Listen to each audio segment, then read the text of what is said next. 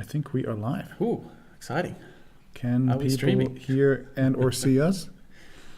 And is it looking and sounding okay? The technical setup here has been hours long, so we hope it's working.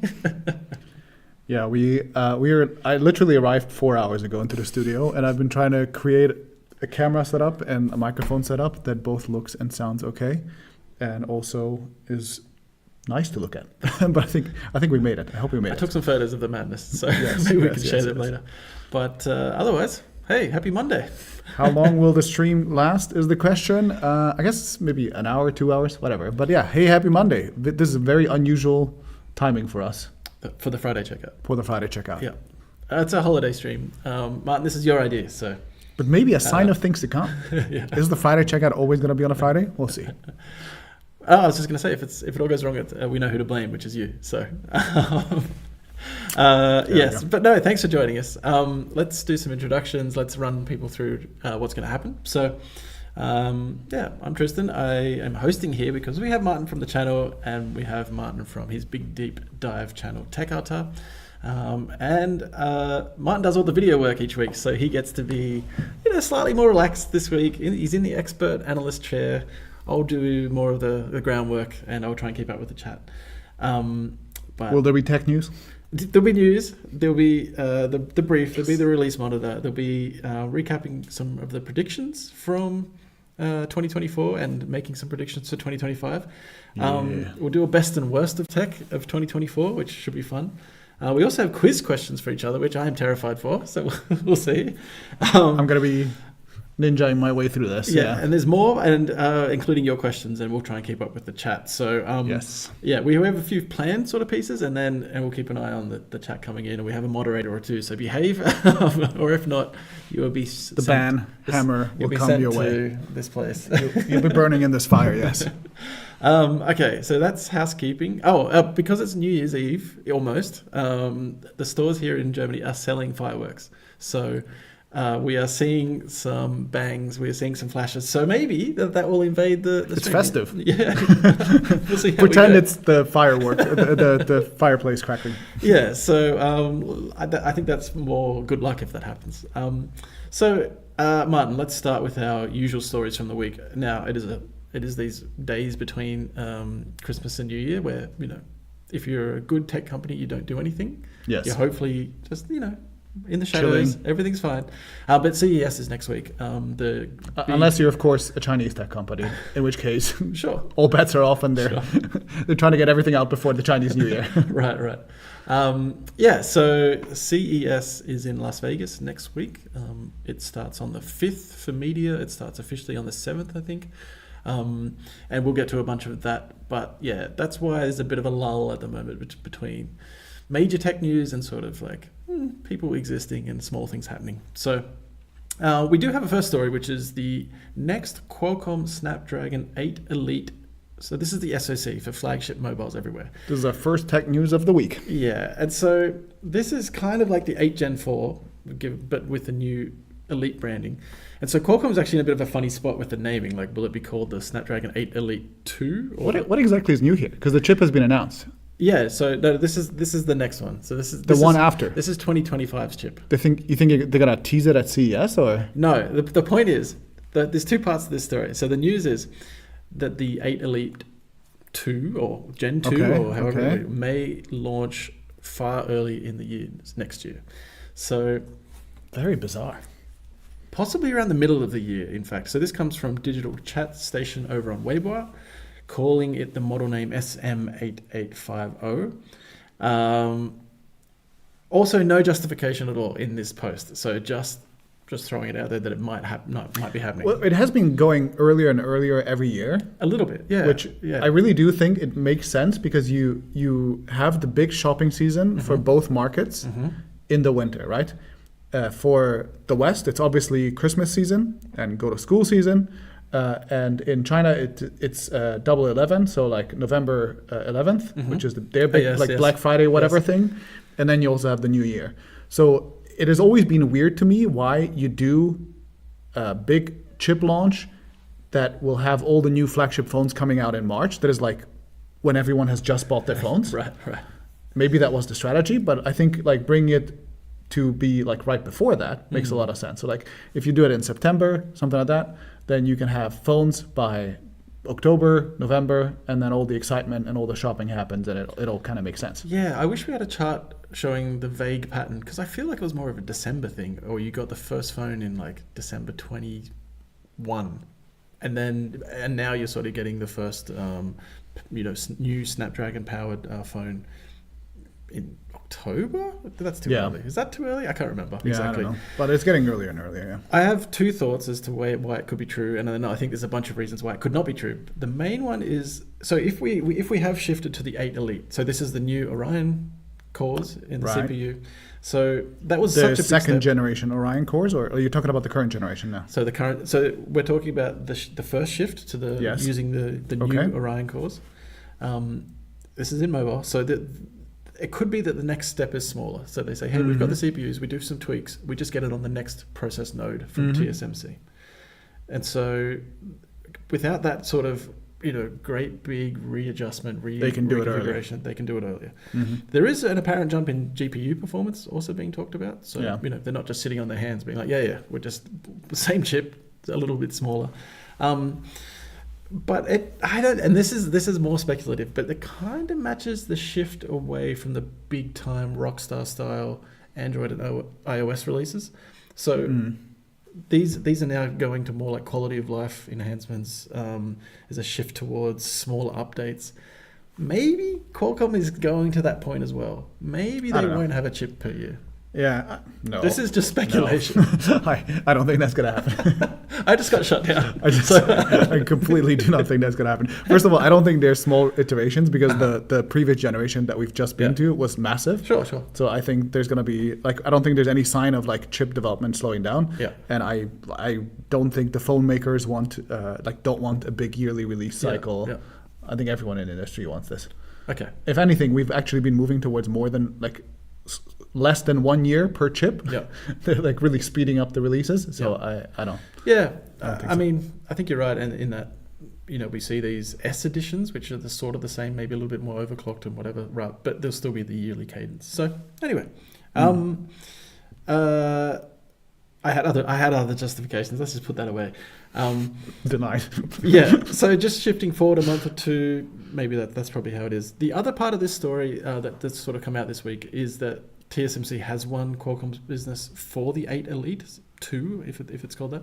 Yeah. And that will be on TSMC's 3 nanometer process. And I guess part of the story is that Samsung Foundry hoped to get the deal again to manufacture. Yeah. They have the 3 nanometer process. It's definitely not Intel. Well, sad. Well, theoretically, right? Like 18A is supposed to come out pretty much at the beginning of next year. So anything made in the second half or middle of next year, maybe that's a little bit too early. Could be. Because you need to ramp up the It's volumes definitely already. close, though. It's in the. You also wouldn't want to put your flagship chip on a unproven company's node. I guess you could right away. You could possibly dual source it, but then Dual source it, yeah. Anyway, Samsung lost. That's the Samsung lost, Intel lost. Believe it or not, nothing's going that well. Yeah, believe it or not, TSMC won. Never would have thought. Now, I think people had reported that for a while, so I don't think that's a surprise. But yield-related reasons for Samsung Foundry might be the case. So, and just a quick note, people, we are seeing your questions. We're gonna do the news first, and then we'll do questions a little bit later. So we keep your questions coming, but we'll go over them a little bit later. And hi everyone, and hello to all of you. Happy New Year, and all of the usual stuff. Is this an LG TV? No, it's a Samsung. Samsung, yeah. It's a Samsung QD OLED TV, which means quantum dot OLEDs. I asked if it was LG because that's coming up, but we'll see. We'll see. And quantum dots, another something we can talk about after the news. So indeed, we get to the brief. The first part of the brief news is that the EU's USB-C law came into effect this week on December 28th. Oh, USB-C baby! And Apple dropped all of their non-USB-C devices in the EU. So we looked at this just before. If you go to apple.com versus something like apple.com/de, which is the German site, you can see the iPhone 14 series and the iPhone SE series disappear. So it is in place in that. So you think you cannot officially cannot buy the iPhone 14? I mean, this is the official thing, yeah. And this is interesting. You would think Because I think the law doesn't like retroactively apply, right? Like you can keep selling a thing that. This is a good question. I was wondering like why you can't just. It's a legacy thing. It happened before the law. Why can't they just keep selling it? But I don't. That it does seem to be that's part of it. And I was going to get into some exceptions. So there are some exceptions to the law. Like not everything needs to be USB-C. So higher power draw devices like a PlayStation 5 doesn't need to switch to USB-C. Yeah. So, it's not all devices. It's only certain device types, and even there's limitations of what you have to do on over USB. I think it was 12 radio type devices, which includes smartphones. Yeah. So laptops have until April 28th, 2026 to comply with the directive. Yeah. And drones aren't classified, for example. So I don't know if anyone's panicking about how you charge a drone. Well, I suppose all of them already charge over USB-C. It's a grey area. I did look up some other Phones countries. were a priority, I suppose. Like Apple was like the company where you'd want to like. Yeah. So other countries have followed the laws. Saudi Arabia is starting from January 1, 2025. California also has it from 2026, I believe. So I don't know if it's... And India also did some USB-C thing, right? And I thought Japan was on there, but I couldn't find verification of that when I was looking it up. So yeah, there is a bit of a copy effect. The typical EU does a regulation, everyone complains, and then eventually complies. most things comply. Yeah. So I think there has been valid criticism of the USB-C law and preventing innovation, but I think it's kind of nice where everything just works from a USB-C charger. I'm not convinced it's a very valid thing because first of all, the law itself stipulates that if there is a need for a new standard, there's a specific process built into the law and the process to be able to change to a newer standard, and to like the industry can come to the EU and say, hey, we need a new standard and this is the reason. And there's like a review process for this and everything in place. And I also think like USB-C is such a flexible thing. Like you can do Thunderbolt over it. You can do all these configurations. Like different companies, like the Chinese vendors, they have like their custom pins for their own fast charging solutions and whatever. So like I think it's fine. Yeah. Do you like the port? Do you enjoy seeing the plug and the port? It makes me happy every time, and every time I do not use it, sadness everywhere. I don't know. I can be. I saw someone say USB-D. Like there could be something like where it's perfected a little more. I don't like when I put it in. I miss and it scratches. You can hear that scratching noise. You're like, oh no, taking off 2 cents of value from my device.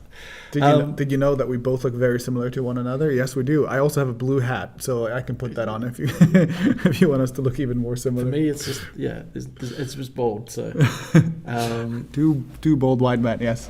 Yeah. What's the next news? Also in the news, an analyst published in the Financial Times this week that they expect Grand Theft Auto 6. Oh my God! Coming in 2025 to have $1 billion in pre-orders. Which pre-orders. We all know not to pre-order. We all know not to give money before we get. Yeah, but then you get something to pre-order for, potentially, and then the people do it. And you get a hat, which would suit us. Would like a hat. And the sort of that's one figure, but the biggest number that this analyst came up with was that they would capture something like 3.2 billion in the first 12 months.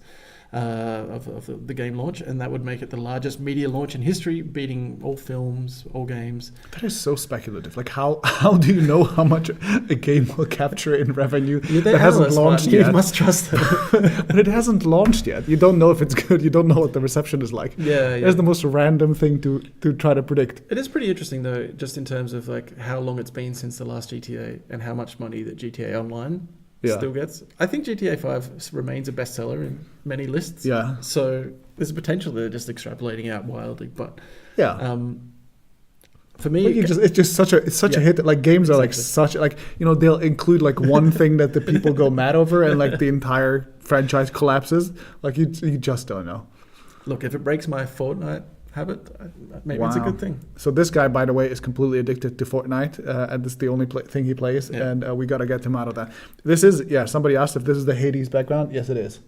The Yule log. The Yule log. We both really like Hades. It's the only thing that we can put on there that looked really nice, so. It's great. It's Hades. Yeah, we did have a couple of fireplaces that we tried, and it just looked like things were burning. It just looked like the world is on fire. And it did not look fun. Although slightly festive, like this is basically what Berlin looks like on the New Year's Eve. Just like random fires everywhere.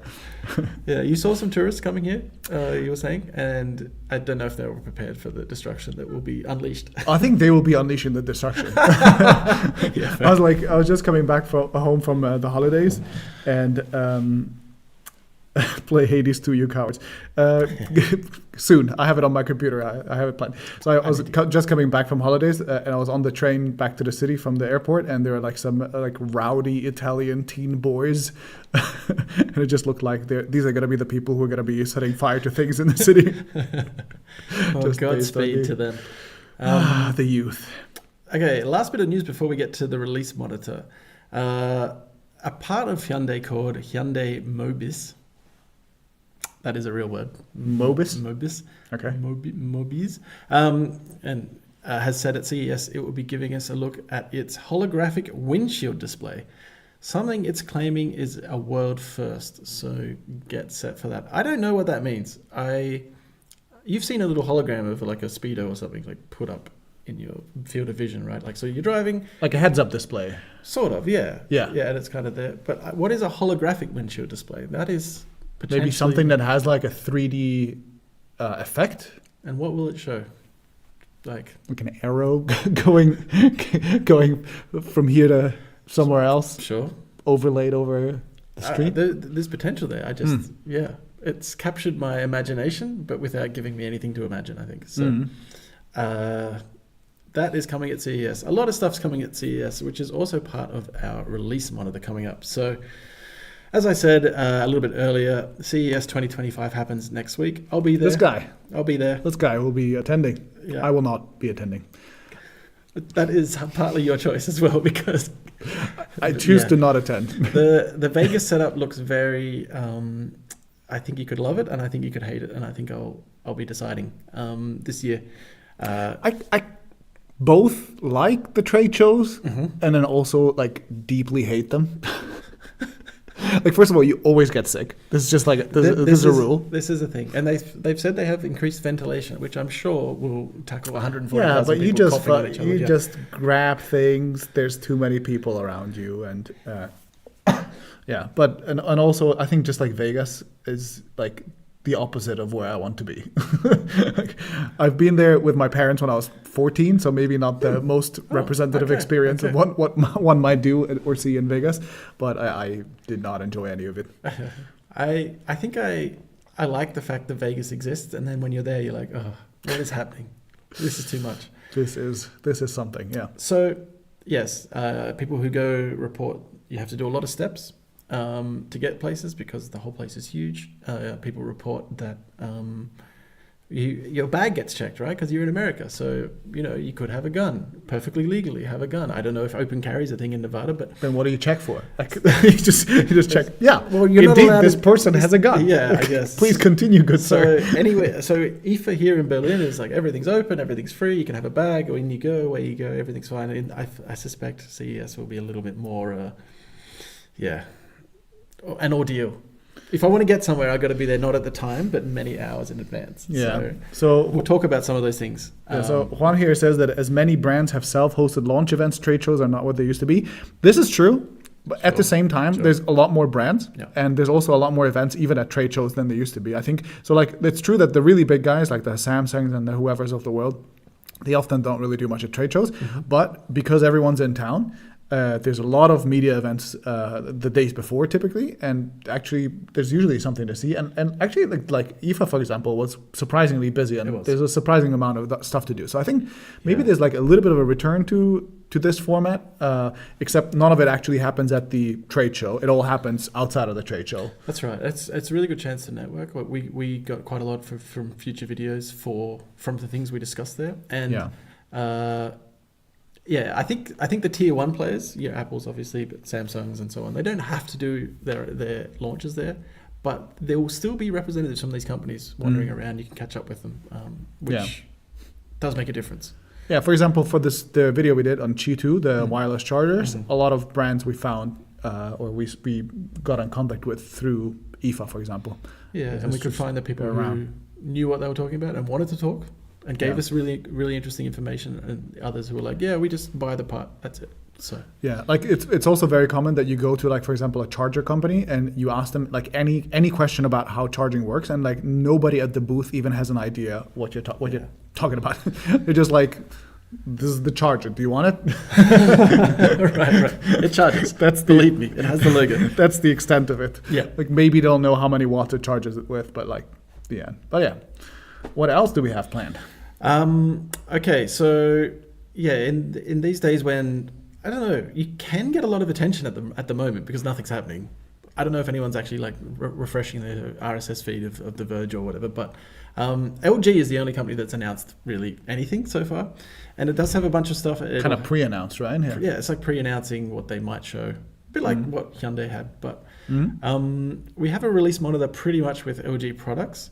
Martin may try and do technical wizardry to show you these products as we go along. So the first one is LG has a new extra large additions to its line of Ultra Gear OLED gaming monitors. I think you should be able to see the monitor now. Okay, yeah. Well, let's just assume that you can. We've never streamed like this before, so if it doesn't work, I don't know what I'm doing wrong. Yeah, so there's a 5K 45-inch OLED bendable panel. That's sort of the headline thing, and that has a resolution of 5K, but it's 5,120 wide, 2,000 deep. So that gives it a 21:9 aspect ratio, which is kind of interesting, a bit different. Here. There's no rundown of refresh rates yet, and the 125 pixels per inch is less than 4K, probably like as expected. So you mean the height of it is less than 4K? The pixel density compared to their previous 4K display. So it's not maybe super high density, I guess. That's 45 inches as well, so. But this is an enormous thing to have on your... Anyway, and it does bend. I don't know if it... Yeah, we can see the little...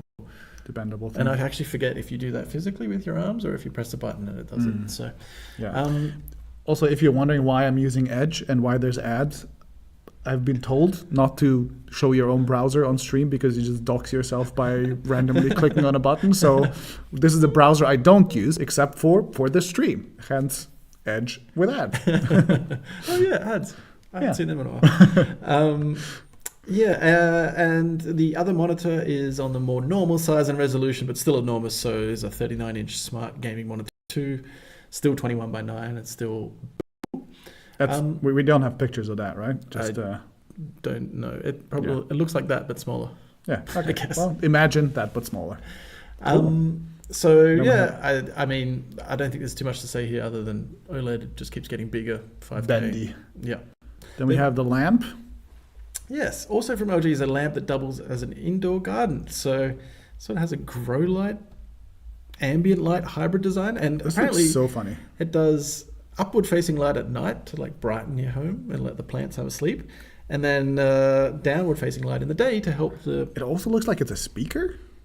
Or is that just didn't imagined? see that, but that'd be really funny. Apparently, it's also like nutrients in there, so maybe they're like it's not just water it's adding. It's growing. There's something going on.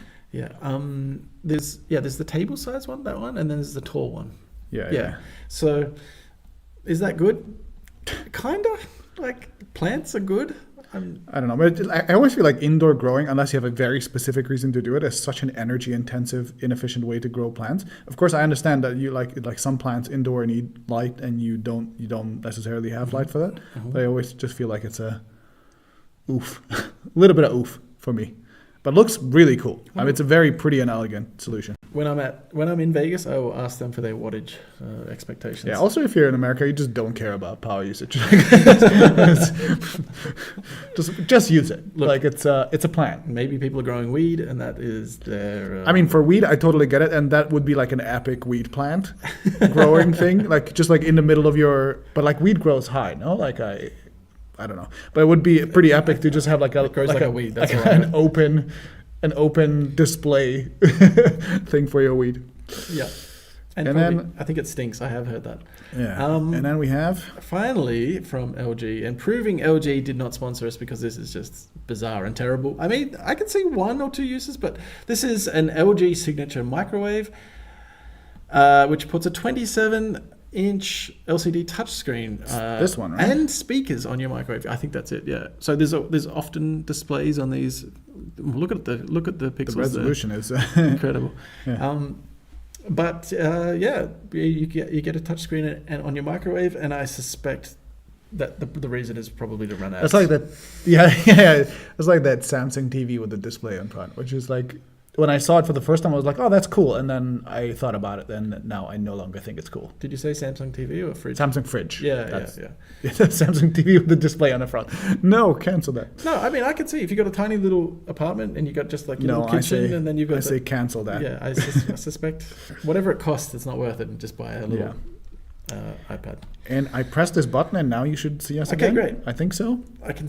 Enough of those LG products. So Martin, that is the news to this day and hour. Do you remember when you did an episode where you said there was no news? Yeah, I did one, and people really liked it. People were like, I had this one episode where I was just like, I did like a. I think it was before I was around, so like that's at least 3. Yeah. I don't know how many years, but yeah. Yeah, literally, I remember like sitting down, like banging my head against the news for like 3 hours, trying to get anything at all out of it, and then being like, I think there's nothing. There is no news. There is nothing. Well, there was news. There was a little bit of news. We've seen some rumors, which I think are always interesting to talk about, but it's so close to happening next week that it's kind of, LG will have bigger OLED TVs. I kind of expect that. They'll have faster refresh rates. Obviously, they will. Yeah. So this isn't too interesting. There's been a rumor for a long time that LG will have a 4-layer OLED TV coming next year. 4 layers. So the tandem OLED times 2. I don't think it's like that. It's more like their WOLED solution goes from 3 layers to 4 layers for efficiency reasons. What are the layers? Yeah, I don't remember. And it was more of a rumor. I mean, I'm going to type. Well, you see, you have a wide backlight. You have the color filters. Mm-hmm. I wonder. So, yeah, a 4 stack, which could allow them to remove one of the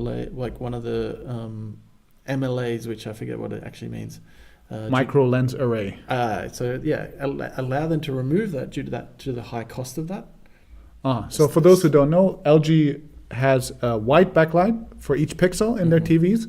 Then in front of those, they have RGB color filters, and they also let the white peek through. So this is why it's called WRGB, because you have white for peeking through for brightness, and then you have the RGB. And in front of that, in the high end, they add micro lens arrays. So it's a glass panel, basically. I think it's glass, and they add something like 5,000 little domed shapes in front of each subpixel or something crazy like that, to focus the light and to increase brightness. So they found some better solution than that, because I guess it's really expensive. They only did that on the very, very high end product. So if that's there at CES, I have to get there and check it out and figure it out, because that's been a really interesting video for us. Cool. The other thing that it sounds like is that part of the stack will be changing the blue light emitting materials. Now this has been we've talked about this a lot. Yeah. So one of the basically blue has been a fluorescent material used in OLEDs.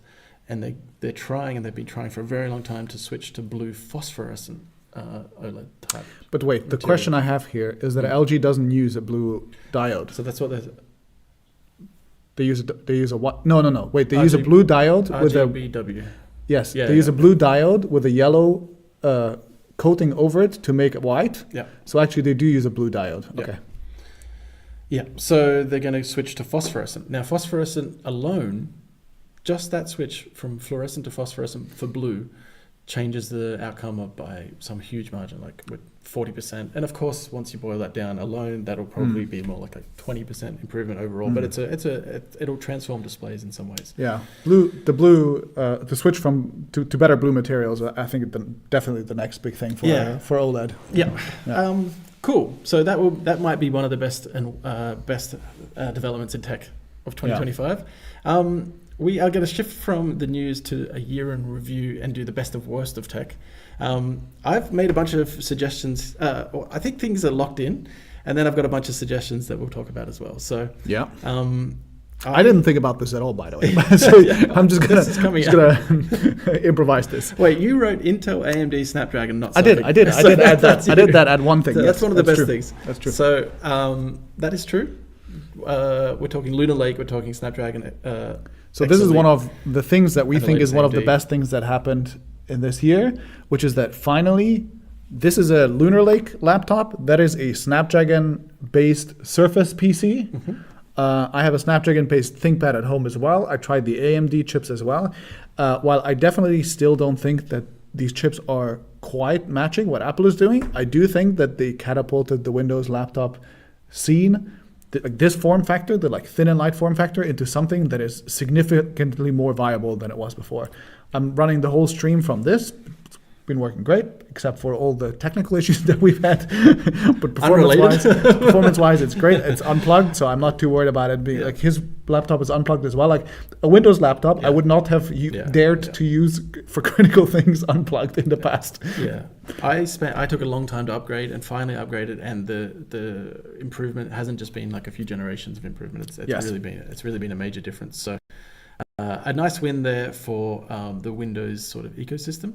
I put another best as the AirPods 2 gaining hearing aid functionality. I thought that was great. That is really cool. Yeah. I think that'll roll out to a lot of other companies, hopefully, as soon as possible, depending on the patent situation. Yeah. I think that's a game changer for a certain group of people. And well done to Apple for doing that. Yes. I also put down Sora. This is, by the way, like this is the kind of innovation that is like actually a meaningful. It's not just like a faster chip, but like you just go, oh, okay, completely new functionality to a completely new type of customer that is actually meaningful. And I guess that's where we get miniaturization. Everyone complains, oh, everything's just smaller, a bit faster. But once you do get a lot of processing power inside an earbud, you can actually sort of make these. Maybe they do it in the iPhone, I don't know. But back to the next best. I put Sora. So I'm not saying OpenAI's video solution is the winner out of all of these. I'm just saying the release of Sora and the other the names of which I've forgotten immediately. Vio, I think. The Google solution. Obviously, it's been a game changer. I don't necessarily like it. I don't necessarily celebrate it. But you can tell that we went from Will Smith eating noodles in an insane way to like, oh, Coca-Cola made an ad out of this. Yeah. And I saw it live the other day on a stream or a TV or something, and I was like, I can see, I know this is AI slop to an extent. Yes. But you can see how fundamentally different the time is. Like the time we're in is different. Yeah. So the thing to remember here always is that like maybe you can see it right now. You don't know if you'll be able to see it 3 years from now. Yeah. And also I was just at home. I saw my grandma use her phone. I gave her a new phone for Christmas. I saw her randomly open the YouTube app.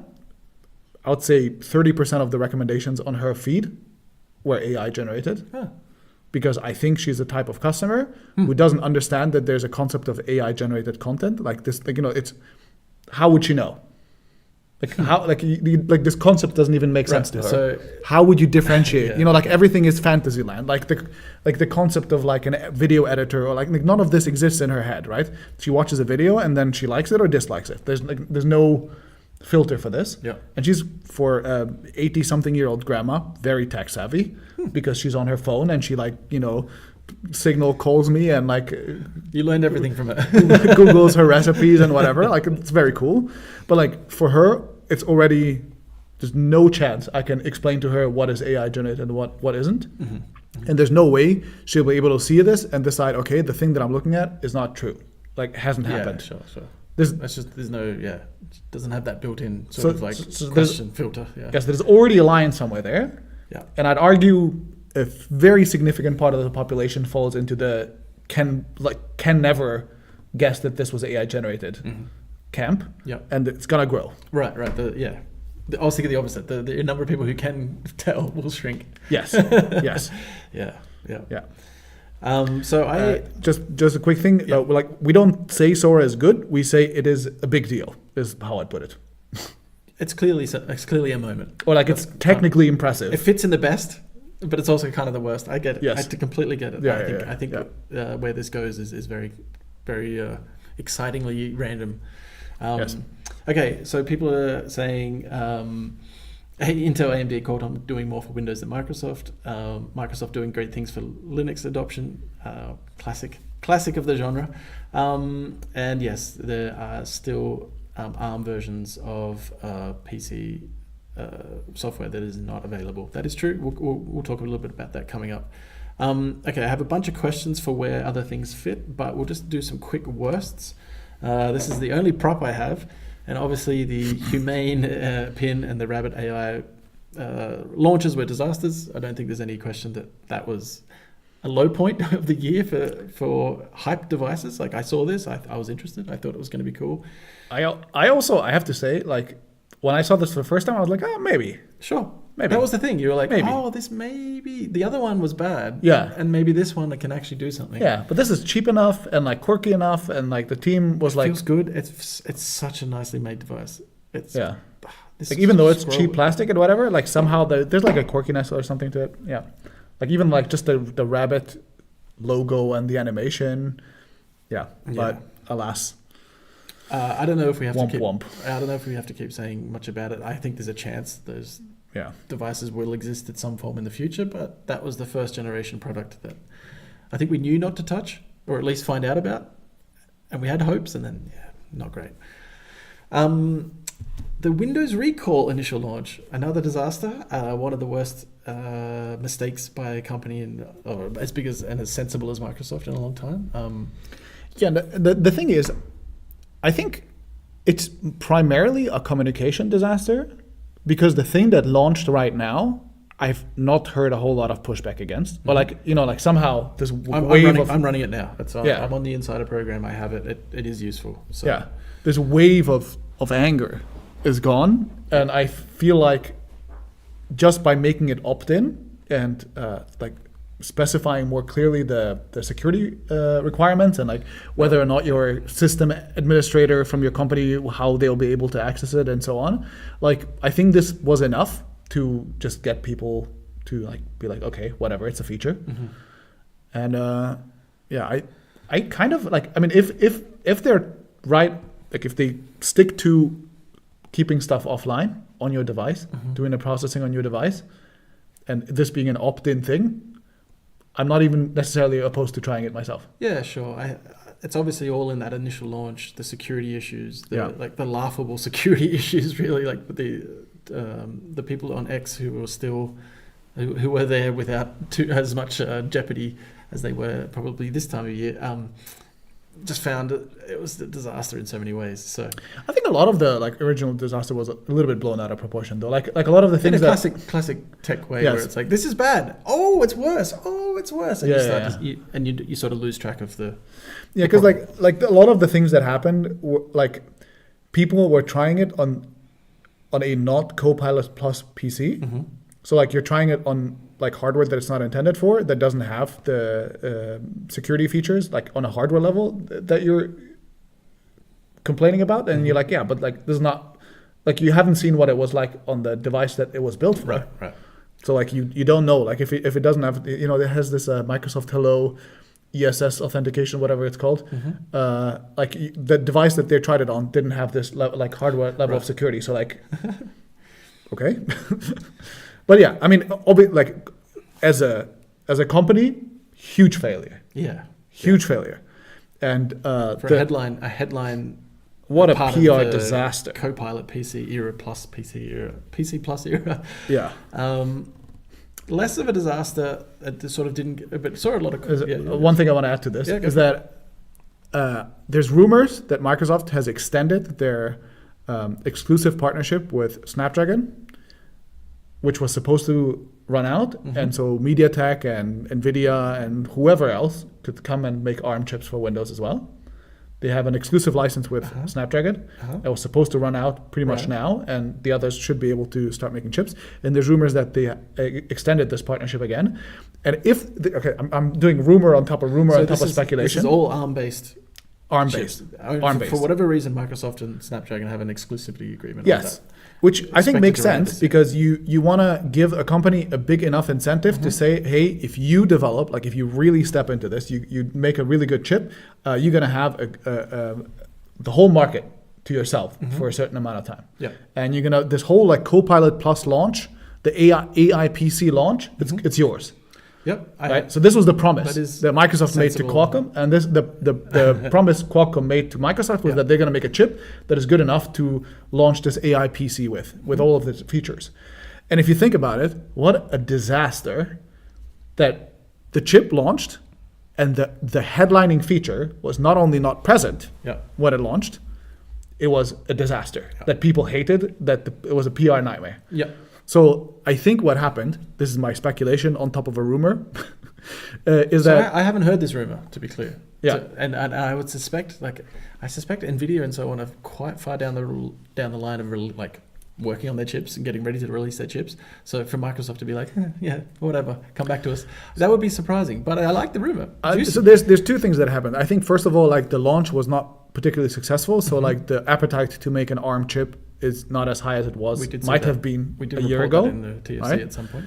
But then the other thing that I think happened is that like the exclusivity window that Snapdragon was supposed to have is like is not worth as much as it was supposed to be worth. So you have to extend the exclusivity window for them to get like the next year of or the next however much period of the AI PC glory to themselves, the ARM PC glory to themselves, that Microsoft failed to deliver with their initial launch. So there's a contract, maybe.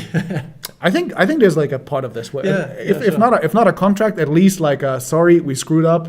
You have another year to yourself or something like this. I would say I would believe 6 months, but maybe not a year. But I like the rumor. I put down in worst AI ads that missed the mark. We had a topic on this. We talked about this.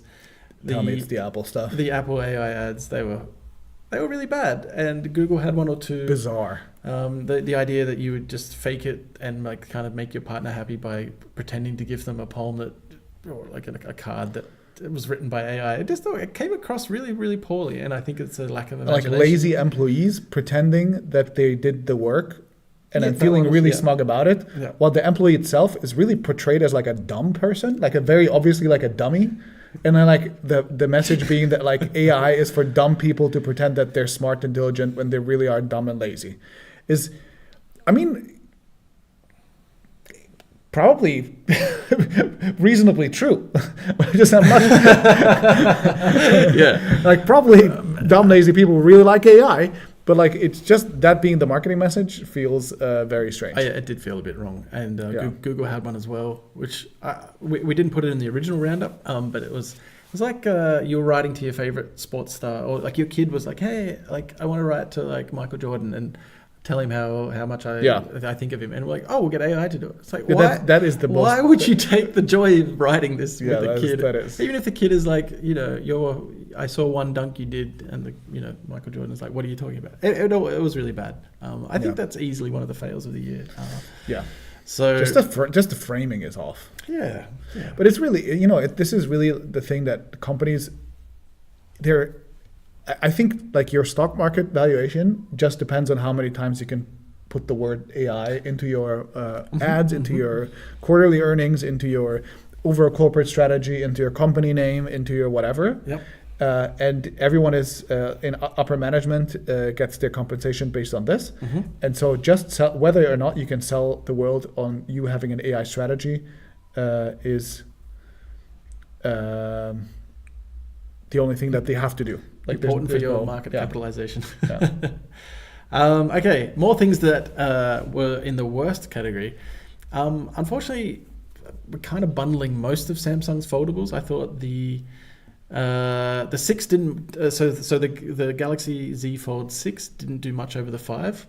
Right at the time when people were starting to ask questions as to why sort of Samsung wasn't able to really take things further, and we saw a lot of interesting competition out of China. And then when Samsung seemed to have actually done quite a little bit, they released the Galaxy Z Fold Special Edition, which is actually quite good, solved some of these problems, made things a little bit of a step better, really looked like what the 6 should be. It had just a limited release in Korea and China only as a slightly rebranded phone in China. But just like, why? Why did you do this, Samsung? So I think Samsung got complacent. because hardware development happens over approximately 1.5 to 2 years. So everything that we're seeing right now is a result of where Samsung thought that they were in the market 1.5 to 2 years ago. And so if you look at the Galaxy Z Fold 6, whenever the Fold 4 came out, the Fold 4 was reasonably well received. There was not a whole lot of competition in China, for example, yet. There was already something on the horizon, but Samsung still had a strong majority of the market, and the Z Fold 6 is a result of that. I think that... Okay, I follow that timeline. Yep. How does the the hope special that I edition have- come into it, though?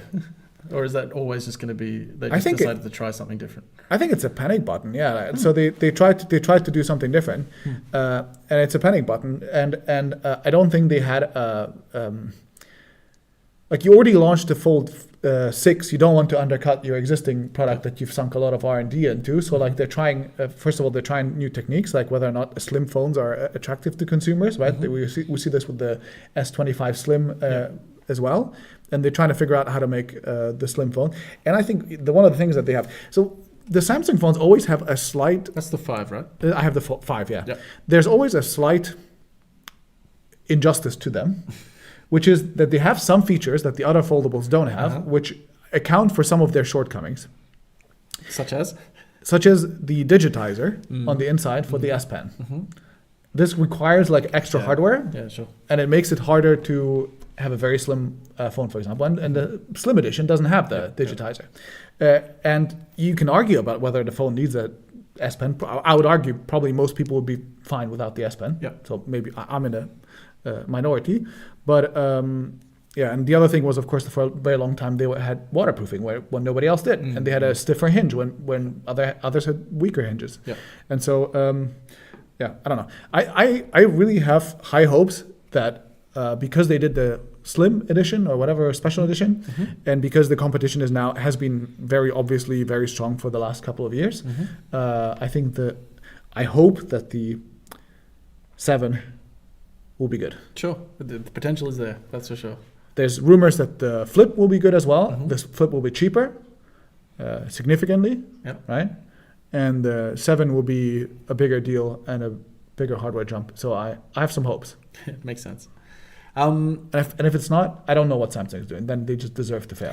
Right, that is true. If the 7 is... They already deserve to fail in the 6, which they did, which is good. I always think a company, if they do a bad job, consumers should very clearly communicate this by not buying the device. There's no point in supporting your brand that you like in general. I think if you don't if they don't get the signal that this didn't work, they'll not change. Yeah, sure. Moving on with the worsts. Sorry, everyone. I have to mention MKBHD's wallpaper app. What? Money. Oh, someone. The first ever money. Okay. Panic. Throw computer. Smash the TV. Forget what I was saying. Everything now focuses on the... Well, oh, so it's a comment as well. Yeah, I think he's asking something. Oh, let me read it out to you. Okay. I wonder how Windows and ARM sucked this much for so many years. App program compatibility, emulation of x86, raw processing power, all awful between 2012 and 2022. At least it seems good now. I mean, it sucked for a while. Yeah. Which part do you want to tackle? The hardware side or the software side? Bit of a big question. So yeah. So I think there's multiple truths in there. One is that probably Microsoft didn't do as good a job as Apple at writing the emulation stuff. Second, I believe there's a problem with priorities and order of events, which is that for Apple to make a major transition, they can get the whole company behind it because Tim Cook simply decides that we're now going to switch to ARM. And they have to, of course, find some proof of concepts, right? Like you have to be able to prove that you can make a chip that is powerful enough, like vaguely in the concept of a desktop class chip. But other than that, what else do you have to prove? You just have to sit down and do the work. And you got to hire really smart engineers and they have to do a good job. But you kind of just have to do the work, right? You can sit down and you can just make it happen. This is not true with Windows, right? Microsoft doesn't make their own chips. And if Qualcomm doesn't make a chip that is good enough, you'll do a lot of engineering and it's for nothing. Yeah. If you, Qualcomm will not do there's a chicken and egg, right? Qualcomm will not do a good chip unless you prove that you have fantastic engineering, which you don't want to do until there's proof for a fantastic new chip, because, you'll spend, I don't know, $1 billion rewriting your whole software stack. The second problem is that Windows has a very complex hardware environment because it has to run on a desktop that somebody built themselves with like random parts. It's the same operating system. Yes. The same operating system has to run on basically an infinite combination of configurations, right? Yeah. This is really unique. Yeah. Like Linux and Windows are the only operating systems that do this. And also it has to support like ancient APIs, because some like hospital in wherever has this MRI machine, for €5 million MRI machine that the entire operation works on. And so like you can't cut them off. you just can't do that. And so I think that it's a combination of like the software stack being more complicated, the variety of device types being more complicated, and also just the lack of commitment that you can get, because you just don't, like, I think even within Microsoft, like, does the Surface team want to transition? Maybe. Does the Xbox team want to transition? They run the same kernel, right? Does like Windows on ARM, does the Azure team want to move the Windows stuff in the cloud? It's just way more variables, right, way more complicated, and it's difficult to get commitment on the level that Apple can get it. And also on top of that, I also think Microsoft just did a worse job. I think you're right, and I think Qualcomm didn't have the CPU talent until they bought the... Exactly. I think that's the other thing, which is that like it took Qualcomm some time to like re-engineer their thing completely. Oh my God, more money. What are you guys doing? I don't even know what this is. We don't do enough. I don't do live. Yeah, I don't know what to do with money. This is for Super. Thank you, Frederick. I don't know what a Super is. We don't know what it is. Thank you. Thank you. I also don't Nigerian something. That could be true. Afifi also says, unlike Apple, they can't commit completely to it because it'd be suicide to completely ditch x86. So exactly. They have to maintain this thing from now until potentially eternity. Right? So you've just introduced this thing, and like maybe you'll never be able to cut off x86. Yeah. Right? I mean, so this transition on Windows is so much more complicated. Yeah. You gotta convince the chip maker to do it. You gotta convince the device makers to have uptake. Yeah, Asus has to make enough Snapdragon devices in enough form factors for it to work. You gotta convince the software makers to do it, and you gotta convince your own internal teams to adopt it. There's so many more people that have to be convinced, and it's significantly harder. Yeah, and also they did a bad job. I kind of do like I think we have a lot of Linux fans, and I think the idea that Linux is kind of getting there. It's kind of like as competent. The base technical development is pretty solid, and so. For everything you're saying about Windows, it's captured within the Microsoft corporate ecosystem, and Linux is sort of in this different ecosystems, but both are existing, and I think Linux continues to get better for people who are finally saying, Windows 11, I'm finished with it. Yeah. I really want to get out of this. Yeah. Okay, back on track. I wrote here the MKBHD wallpaper app, which neither of us thought was like, the biggest problem ever, because you either use the wallpaper app or you don't. You had the choice, and it didn't really matter. I think, though, of course, we can understand why people were a bit off about the whole thing. Yeah, it just and how feels off, yeah. It just didn't really come across as like something that you would want to stamp the MKBHD brand on, which is such a great brand. I think Mark has fixed it fairly quickly. At least I actually don't know. I couldn't care less about wallpapers. Yeah. He definitely said we'd fix it, and then at some point in the last couple of months there was a major change to how it worked. But yeah, like you, I downloaded it just to be like, I'm not sure about this. I didn't download it. Right. But I don't care. That's the thing. Like, I have nice wallpapers. I'm not that invested. I honestly, I saw the video and I was like, that's odd. Yeah. And then I stopped caring.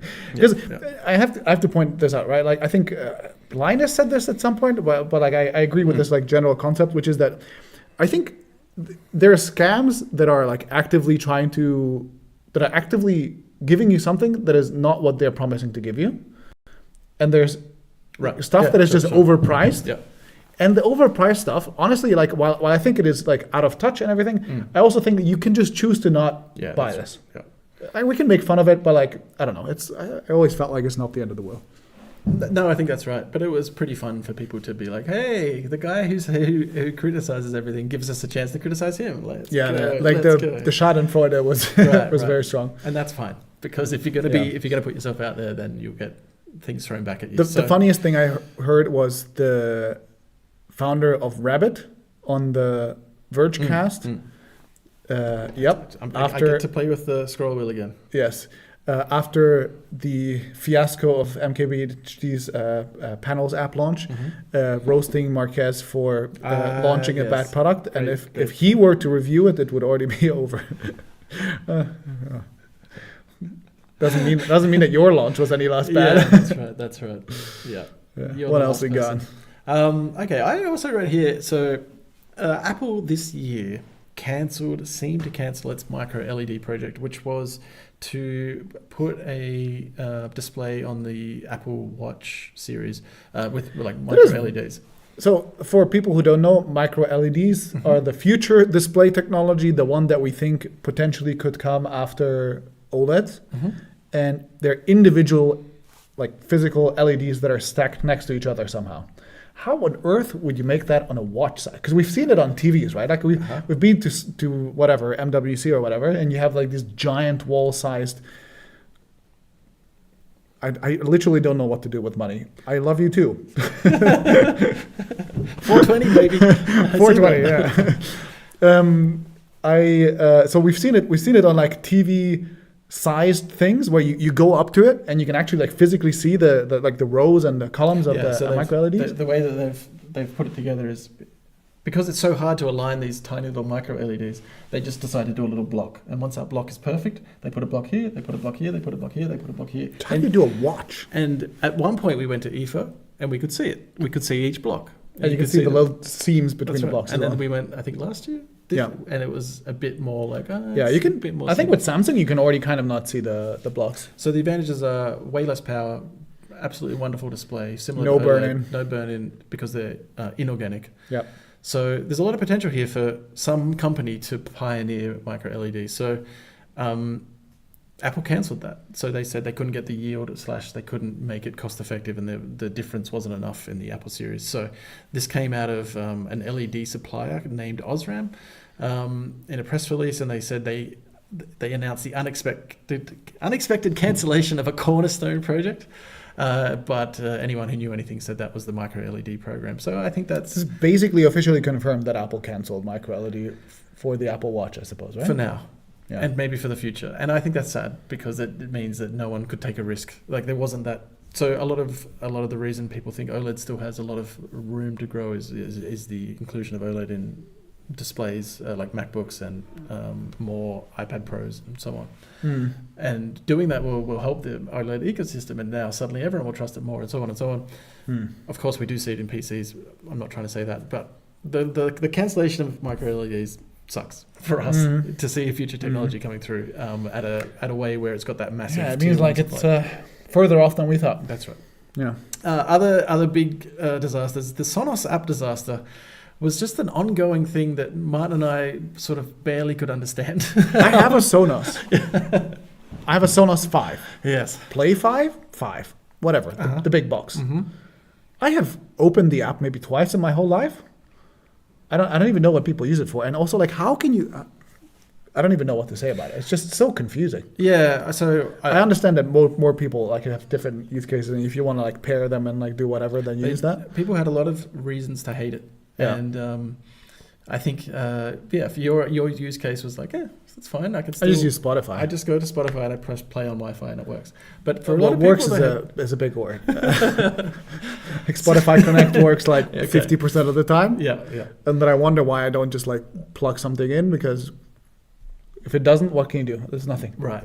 So the disaster costing Sonos somehow $200 million and like an untold disaster for them in terms of how badly the new app went. They released earbuds, so that meant that the old app... Headphones, right? Yeah. Sorry, nice. Sort of like, I can't remember what they were called, but big style, like high quality headphones in theory. Over ear. Because they had to adjust their software and APIs and God knows what else to be able to integrate those headphones, they couldn't go back to the old app. So they just had, and I think they've been fixing it, and I think they've been trying to apologize. I think now people are okay with it. But it's still just $200 million just for your updating your app. $200 million lost. Pretty Jesus Christ. expensive. Yeah. Okay, I have questions now. Did you care about the switch to color e-ink products? Did you see that as a best of 2024? So I have a color e-ink device. That's bad. It's a Books something, Yes. one of the old color e-ink things, and I don't think it is particularly good. Mm-hmm. The resolution is significantly lower than it would be if it was black and white. The contrast is lower. I think the newer devices have newer e-ink technologies, and also Amazon did some fancy custom something with their display. Mm-hmm. So they're supposed to be better. I think if you like read manga or anime or whatever it's called, I don't know, manga, that it's better. But honestly, it's fine. Okay. I don't have strong feelings. Not best, not worst. It's mid. It exists.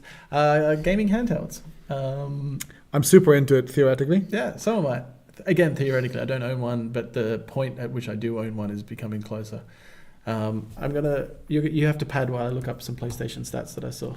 Yeah, so my problem with gaming handheld is that the game that I like to play the most, by far, it is about 80% of what I play is Total War Warhammer 3. I see. And then you have... like, that's a PC game. You cannot play it on a gaming handheld. I also think, like, the Switch 2 is going to come around soon, so I'm, like, most excited about what that's going to be.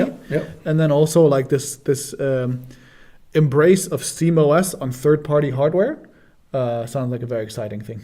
Yeah, so the way handhelds are being used is super interesting, and PlayStation/Sony came out and said PlayStation 5 use peaks at 8 p.m. Mm-hmm. And PlayStation Portal owners use their streaming device an hour later, so at 9 p.m. And the theory you're in bed. The theory there is the family's on the TV or like the lounge room and like being like screaming at your TV playing Fortnite or whatever, whoever might do that. This guy. Is not socially acceptable. So you take your Portal if you want to play and you're in bed or you're in another room or something like that. So this is where handhelds are really, I think, being able to, again, another factor of enough performance. I put them in one of the best of the year, I think. The Huawei Trifold phone, which you could get up if you really wanted, but you don't have to. I think people saw even though it folds twice, it's called the Trifold. Best or worst? More best than worst. Yeah, sure.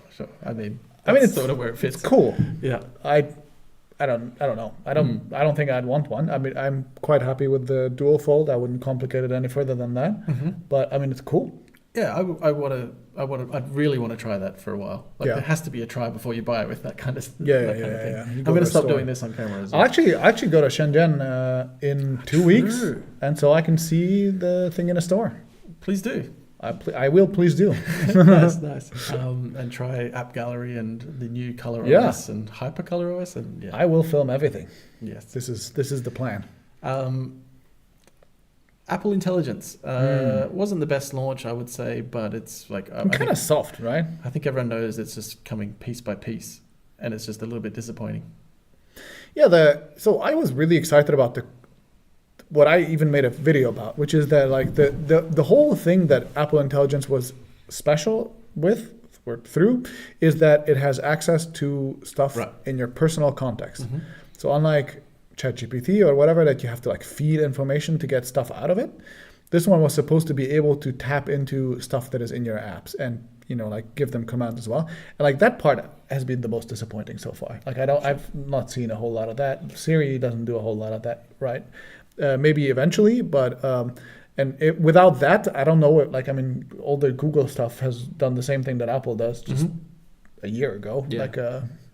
Like, whatever. It's all in the realm of like, kind of nice. Kind of not. Yeah, it's fine. I also put Apple Vision Pro here. I think this kind of actually fits into both categories. My opinion is it's clearly a remarkable device that can do a lot of cool stuff.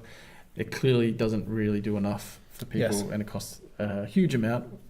part of which is justified based Yes. on the technology baked in. Any other additional thoughts? Can this keep rising out of the ashes? Yes, I think it will. Yeah. I think it's a very, very dangerous place for this technology to be, because I think there's a chance for it to die before it ever becomes big and true and good and successful and popular and whatever. And I think that would be extremely sad. I know that, and I don't know. I guess that Google is potentially they're going to be launching their Android XR, which is like basically a complete copy of the Vision Pro idea, right? It's the same type of device, the same type of interface. Well, that's the Samsung. The Samsung headset, yes, the Samsung headset. Yeah, that's the one that I mean. The same like core philosophy for how to interact with stuff in there. And I'm afraid that Google is the kind of company who will launch this, and if they get the kind of traction that Apple got from their Vision Pro, straight to the bin. Yeah. And they'll try again 7 years later. Yeah, that's right. And I think it's somewhat fortunate that Apple doesn't give up on these things Yes. as easily as Google might. Yeah. Possibly down to their internal promotion scheme. Yes. Which is a whole other topic. Okay, Martin, we have to keep moving. So those were my suggestions for best and worst. We kind of already touched on CES next week as a preview. I think I just want to cap off maybe 4 or 5 things that people should know. So I think most people know there's an NVIDIA launch. Jensen will be there. There'll be the 50 series graphics cards. They've already been spotted in laptop leaks. Yeah. People are speculating as to how much power they draw and what price they'll be and all that. That will be happening. AMD has a launch there that's sadly going to be second best to NVIDIA, I think, in terms of attention. Perhaps, is it GPU or CPU? Perhaps GPUs from the RDNA4, maybe as the RX 8000. Some speculation that they'll change branding to RX 9000. Okay. Understanding AMD branding is always tricky anyway. Yeah, completely. Intel will have an event and they'll show off their new two new co-CEOs. So that's going to be interesting. We should see Arrow Lake H and HX chips. Which, for those who are wondering, that is the laptop version of the high performance chip of this generation. So not Lunar Lake. Lunar Lake is for the like thin and light, and Arrow Lake is for the something like a gaming PC. Something like that. Yeah. Gaming laptop, basically. That's the class of chip that they're gonna have there. And if Intel fix their problems with the Arrow Lake launch, which they said they did, there's a chance that the laptop chips aren't just meh. Yeah, although based on how the desktop stuff went, I have limited hopes. I agree. So we may also hear some mentions around their foundry, how that's going. We expect a bunch of new laptops with Intel chips and possibly with AMD chips as well. I saw people already chatting about this, but the Lenovo gaming handheld that sort of has a SteamOS that is exciting feature, or sorry, platform is based on SteamOS. Should be pretty interesting. Yeah. And then a wild card, which I don't know if this will have any pickup outside of people will care about this, but so Delta, the American airline, is hosting an event at the Sphere. And I think being there will be amazing. The Sphere being lit up little globe thing. The incredible wonder of the world that is in Las Vegas. I do not underestimate the Sphere whatsoever. So I don't know if you can be at home and be like, oh, everyone was at the Sphere watching this, watching planes fly over you. And the visual feeling, the immersive feeling will be amazing. I just don't know how the keynote will be, or if they can really host it. I don't even know who the Delta CEO is. So yeah. We'll see. Okay, so Martin, do you want to go on with predictions, recapping some of the previous predictions and where we've been, or do you want to talk about some of the different bits and pieces you've seen from other creators? Let's do this. So you brought up a concept called Stuff I Wish I Wrote. Yeah, so this is the jealousy list, and I love reading people's jealousy list. Jealousy list, and so this is people saying, hey, we are a bunch of journalists, or we're a bunch of writers, and this is the stuff what we wish we wrote this year. And I love reading it because they give credit, but they're also slightly bitter. They're like, God damn it, I can't believe how this happened. So I put it to you. I was like, Martin, tell the people stuff you wish you wrote, or wish you said, or wish you were. Yeah, so I have a framework for this, which I think is. And I'm going to prove this isn't AI, as people keep questioning, by going to get a drink of water. So, you mean the stream being AI? Yeah. Okay. Are we real? Are we in the same room? Yes, I think so. Water for me. You? Please don't unplug the cable. Okay, I'll be careful. No water for me. Okay, Okay. In the meanwhile, I will ramble on about stuff I wish I wrote. So basically, I have two categories.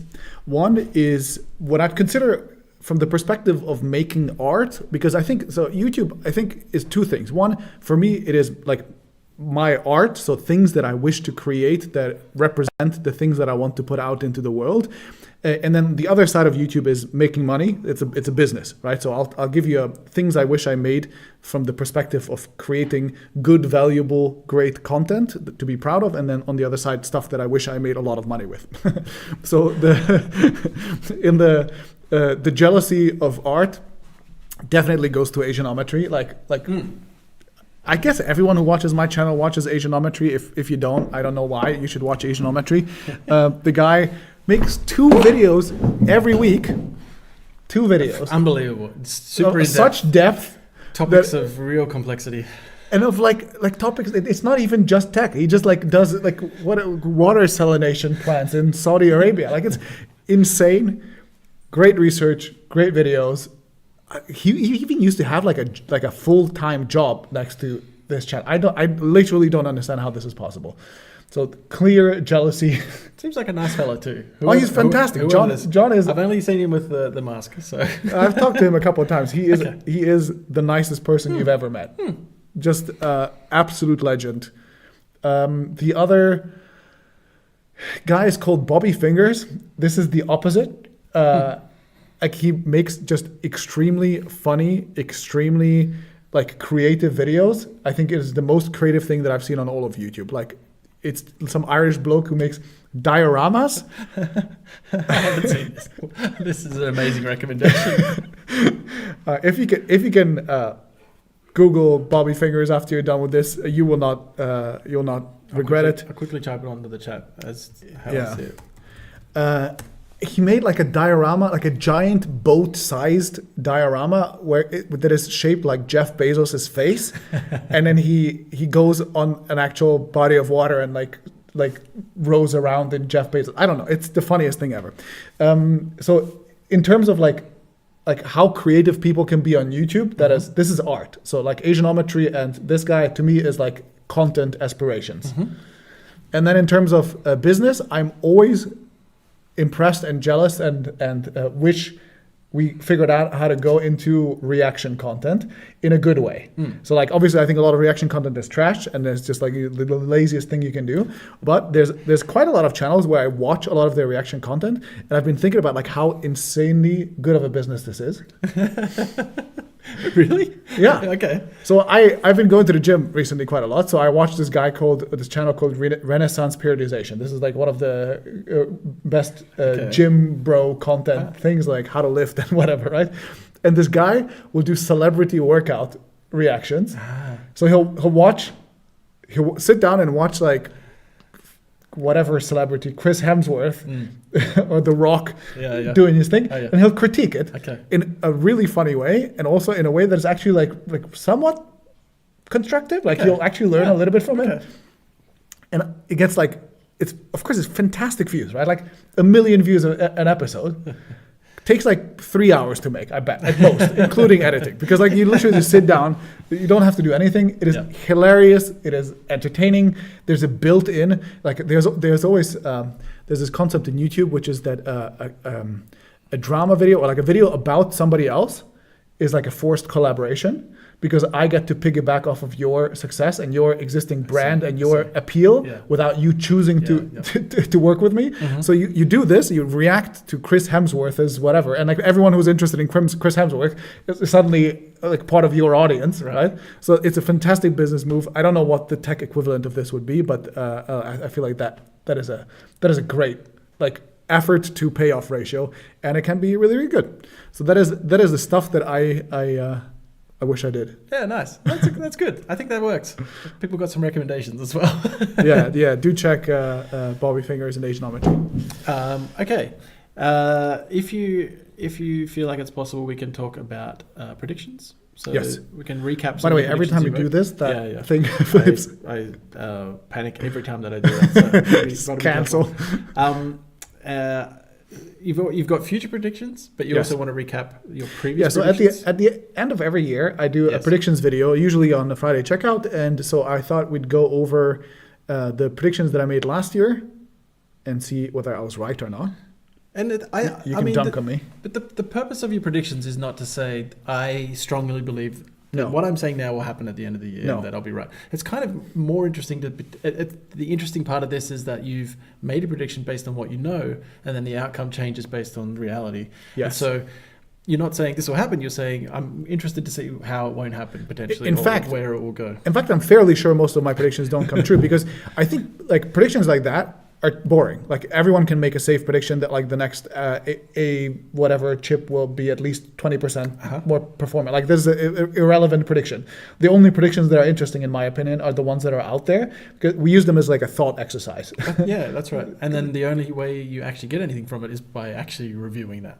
So that's why I think this is important. More important than some of the other stuff I put in the script that we don't need. So yeah, go for it. I'll tee you up here. So at the end of 2023, predicting for 2024, you said Windows on ARM will be a success. You said by the end of the year, Qualcomm will have sold at least 10 million laptop chips on Windows. Every PC maker will have at least 2 high-profile ARM-based chips. Maybe MediaTek will have already got out there with a new chip. And that an ARM-based laptop will be finally good enough to lure you back to Windows. Interesting. Let's start there because you are back on Windows. So I am back in Windows, and I almost switched to an ARM-based laptop. And that's right. You did use one for a while, and you were very content, I think. yeah. For the most part, I was actually like, if AMD and Intel hadn't come out with the chips that they did come out with this year, I think I would be on a Snapdragon laptop right now. I'm on an Asus ZenBook S14. Somebody asked what I'm on. I really like it. So my prediction. So first of all, the 10 million figure, way off. That's okay. Way off. I mean, last quarter. So this is Q3, which was the first real quarter. I didn't realize, first of all, that they'd only be selling laptops in the last 2 quarters of the year. Sure. But so Q3 was 720,000 sales of Snapdragon laptops.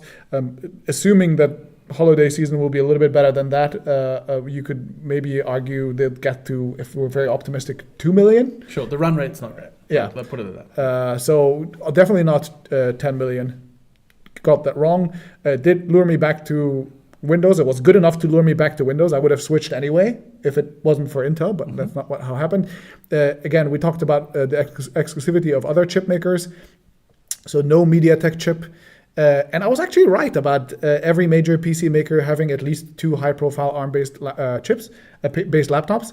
I think most of them have. Like Microsoft has 2, right? They have Surface Laptop and Surface Pro. That's what I'm on. This is the Surface Laptop 7. Yep, laptop 15-inch on ARM. Asus has 2. Dell, I don't know if, but multiple Dell of them at least have has one. close Yeah, enough. We're yeah. close enough to the like Samsung everyone. has 2 now. Yeah. So everyone at least has one. And then now also with the X Plus coming out, they often have like an X Elite chip and an X Plus version. So you have multiple tiers already. So I think, so this prediction was, I'd say, a wash.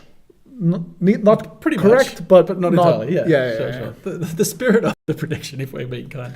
Yes. And you also said that you didn't say this exactly, but like potentially software support has been pretty good. It's there. Yeah, it's not. It's bad. not there for completely. Yeah. So you've been using this as your daily driver. How do you feel? I mean, using it for basic tasks has been completely fine and enjoyable in that I open the laptop. The battery icon is nearly always full. I just don't have to worry. I haven't really struck. There are some games that I want to play that sort of have to go back to a PC, like an x86 based PC.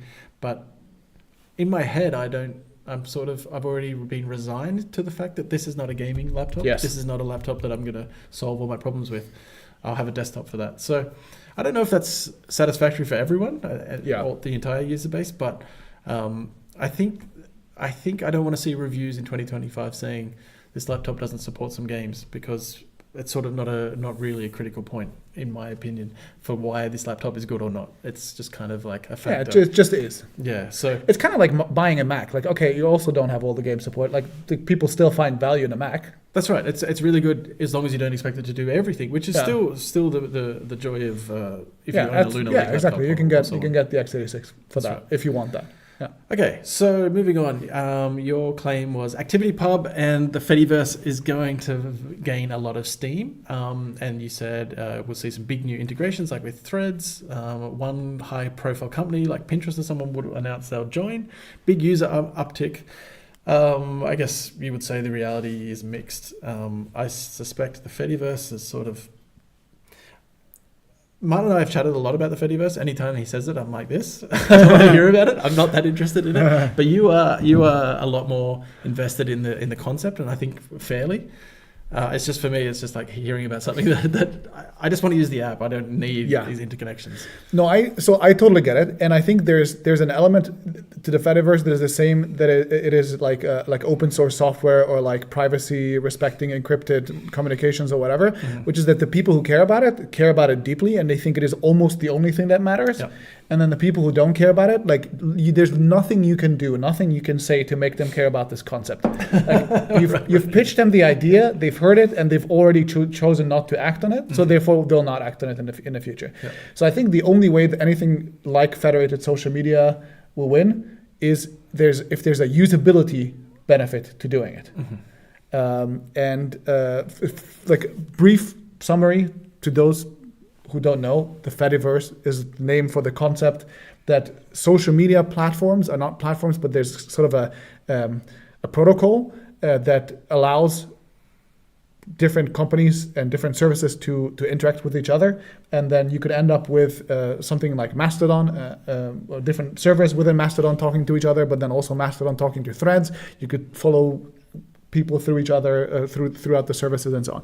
So I think, okay, going back to my prediction, there has been a relatively big uptick, certainly, right? In terms of like Blue Sky, especially having a very big moment, and also Threads having, I think they're almost at 300 million registered users. So in the vaguest sense, which is that like, but I don't think people view this as the Fediverse. I mean, they just view this as like alternatives to Twitter. Yeah. Like I fully subscribe to this. Like 99% of people on Threads have never heard of the concept of the Fediverse, and they don't care. But either way, like the platforms that are pushing the Fediverse, and okay, with Threads this is a questionable. They're like half pushing it. There has been an uptick in these platforms. So I think I'll try to show. Let's see if I can make this work. So we should be seeing Edge now, and you should see this page. Okay. Yeah. It's called bsky.jesco.dev. It shows the live numbers for Blue Sky, right? So you can see how many people are liking things every day on Blue Sky. You can see how many of them are posting things on Blue Sky. You can see how many people are following things on Blue Sky, and like an overview. So this looks like it's going down right now. But if you zoom out on the timeline, so the thing that you'll notice is that every time there's some event, like Elon says something dumb on Twitter or whatever, you have a big jump, and then it falls down again because there's churn. There's a big jump, and then it falls down a bit, and it like kind of settles on like a natural level again, and then it keeps jumping up and then down and up and then down, and we've had the biggest jump by far. In November, and it's been coming down ever since. But you see that there's a very obvious upward trend here. We don't see similarly clear numbers for the other networks, but there's a whole lot of movement I guess there. The point is, with my Blue Sky account, I haven't necessarily seen that I can do anything exciting with you can't. Fediverse. And honestly, like this is part of my problem with Blue Sky, which is that like they're talking a lot about the protocol and whatever, but like there's like almost no actual like real life benefit to anyone. Yeah. There's a theoretical benefit, which I think with Mastodon is much clearer. And actually there's a practical benefit with Mastodon and Threads, which is, or whether you want to see this as a benefit or not is questionable. But you can now officially follow people on Threads using your Mastodon account, and they'll like their tweet, like their posts will actually show up in your timeline. And they do. And it I've now seen this, yeah. even works the other way around. Yeah. So you can now use your Threads account to follow somebody from Mastodon, at least if they've interacted with you before, because there's no search. And there's like still some limited functionality and everything, but yeah. So I think it's to me, it's still largely irrelevant. But I like the right kind of people are working on it and trying to make it somehow useful. So yeah, it's a little bit. I'm not saying it's like blockchain, but I'm just saying it has feelings of blockchain where you're like, oh, blockchain, it can do all sorts of stuff. Yeah. But it's not actually much use unless you have a very specific. Yeah. Moving on to Temu. So I'll drop a quick addition, which is that the one thing that I can say is that as Twitter alternatives, these platforms have all been fantastic. Yeah. I see way more relevant content on most of them. I really like that you can have like the non-algorithmic feeds, and they actually do a good job at that. Yeah. I thought the Blue Sky starter packs were amazing. Starter packs were like the best UX innovation of the year, I think, in terms of software. True. Oh, best of the year, a late best of the year. That's true. Yeah. I think we'll see this in like rolling out to all the software companies. I have 6,000 followers on Mastodon, 4,000 on Blue Sky, 5,000 on Threads. So like they're all significantly smaller than Twitter was. I had 30 something there. I get more engagement. Right. Yeah. Definitely combined, but like even on individual platforms, I often get more engagement than I ever got on Twitter by the end. Yeah. So like, I think because you actually just follow the people that you follow, and like your tweets actually, well, your post actually gets shown to the people that follow you. Yeah. Like, and it feels more personal again somehow. Yeah. Like you want to see my posts, and you see my posts. Like this is those are relatively simple things. So I don't know. I think this is a passion point for Martin. We have to be careful. We just keep going on. We need to move on. Temu becomes public enemy number one. This was the next West. prediction, yeah. That was your next prediction. You said it would get some serious political backlash, like CEOs being grilled in Congress, so on and so on. But like a proper ban might come into place. The reality is the reality is there that Temu is an enormous app that is sort of like the Temu generation has begun, but that's firmly in place. I heard that 1/3 of people in Germany have ordered from Temu before.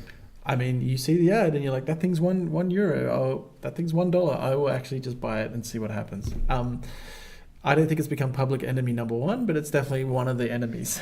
It's getting on the radar, right? Like, so like now there is actual proposed, well, there's investigations. There are investigations. In the European Commission has started an investigation. The German government has done like discussions on the topic. I don't know what the exact state of it is. Yeah. Amazon had to do enough to like start their own Temu style store. Which, by the way, this is the problem, right? Which is that like as long as it's Temu, like companies, like people can get behind it, and legislators can get behind it. But then like the reality is that a lot of the problems that we have with Temu, we also have with Amazon, except it's cheaper now. Yeah. And it's hard to complain about just it being cheaper, because the same products you can buy on Amazon for 5 times as much. And like, okay, so like, so the truth of it is that I think there's a lot of problems with this completely unregulated flood of products from like the cheapest vendor that like absolutely does not conform to any safety regulations or environmental anything. Like not is like explicitly the company strategy is to break customs legislations. Like, you know, the reason why, like a big reason why Temu is so cheap is because there's like limits below which you don't have to declare things for customs and you don't have to pay customs. Yeah. So they just individually package and air mail things from China. So they don't have to, they're all below the certain value threshold. Yeah, they're all $20 items instead of $80, so they just go sailing through rather than getting taxed or. Yeah, it's like you completely flood the market with obviously subpar products that are like gonna get thrown away. So the reality is I would say kinda. it's in the crosshairs, but no one's really pulling the trigger for any reason yet. Yeah, I think it's like slowly spiraling up to be a thing, and then like obviously with Trump being there, like if he wants to have a Chinese company to be easily angry at, this might be one. Could be one. Yeah. The problem is. People and especially because he's like very much against importing stuff, right? So I think there's like a pretty strong synergy where you go like, you can't ship this thing from China, you know. This is like easy to understand and for him to make a political message out of. But the problem is that I think people really like cheap shit. Right. Okay. We're back to yeah. So Okay. this is the core truth of it. People just really like it. Yeah. So that gets us to your predictions in 2024 for 2025. I haven't read these yet, so you'll have to whip through them a little bit here. But it looks like you're starting with Intel slowly sinks. Now, this isn't necessarily unexpected.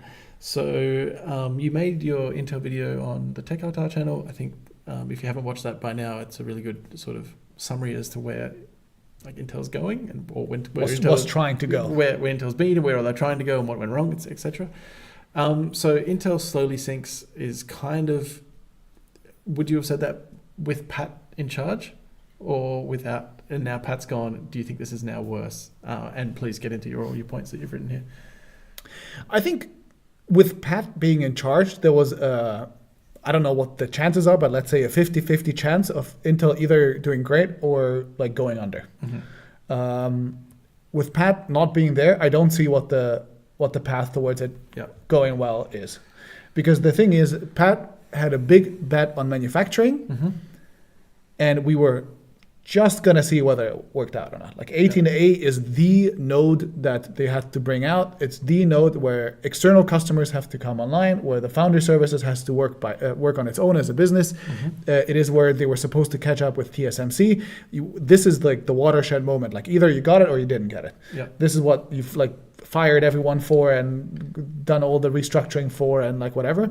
And the fact that he got fired right before that is either a sign that node is not as good as it should have been, and the board knows it, and they had to like do some dramatic changes in advance, or it is a sign of the board being completely incompetent, which a lot of people have been arguing, a lot of newsletters and like experts that we're following are arguing, which is that they just got cold feet because the stock keeps going down. They don't really understand what the company is doing. They don't really understand the transition, the importance of this transition. They just saw an absolute money pit. There's like random corporate how people much more who do we like, have to keep spending to get a chip? How many people are using our 18A process?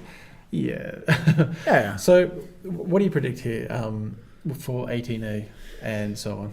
Yeah, so I think Intel is going to have a really tough time because I don't see how this goes well. There's only shades of bad that can come from this, in my opinion. So I think Snapdragon chips are going to start gaining market share slowly at first, but I predict that by the end of 2025, they're going to have at least a 5% market share in terms of new sales. Okay. It's not a huge So jump. they're at 1% now, you would say? Yeah, something Maybe like that. even less. It was about 1%, yeah. Yeah, so 1% of new sales, so 5x comparatively. I think 18A is going to be disappointing because otherwise I cannot explain why Pat got fired. If it is not disappointing, I don't know. I think it will fail to gain major outside clients. Like we've talked about some commitments from Amazon and whatever, but like I think it'll be disappointing for how many external customers are going to be jumping on it. I think there's going to be like, Intel keeps saying that they're going to keep going in the same way that Pat was saying. You don't fire the CEO, the chief architect of this new radical direction if you want to keep going into the same direction. So I think there's going to be some change. We don't know what yet. But the one place where I think they're going to be doubling down on, which I'm looking forward to, is their GPUs. I think they've done a good job with the BattleMage stuff. They need a quick win. It's a relative, like they've done a lot of the work. I think there's a room to scale it up to like a more performant version of the current GPU because it's you can do the same core, it's just bigger basically. And I think this is kind of a perfect storm for them to become a reasonable GPU player because AMD has said, screw this, we're doing AI only. NVIDIA has said, screw this, we're doing AI only. Especially on the mid to low end, they don't have anything. I don't think they're going to have anything competitive. If there's ever been an option for them to go into the GPU market, it is now. I think there's like a spillover effect that is really nice, which is that if you have good dedicated GPUs, you can also have good integrated GPUs because a lot of the tech translates well. Sure. If you have good dedicated GPUs and integrated GPUs, a lot of games start to get optimized for your platform for gaming. I think you can start looking into handhelds, which is a big growing market. We've seen that MSI has the Lunar Lake Claw.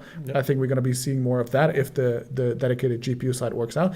You already see that a lot of the games run really well in AMD. I think it's in large part because the console all the consoles are running on AMD, so they're optimized for AMD chips because of the consoles, and therefore you get the free boost of it also running well on the laptop chips.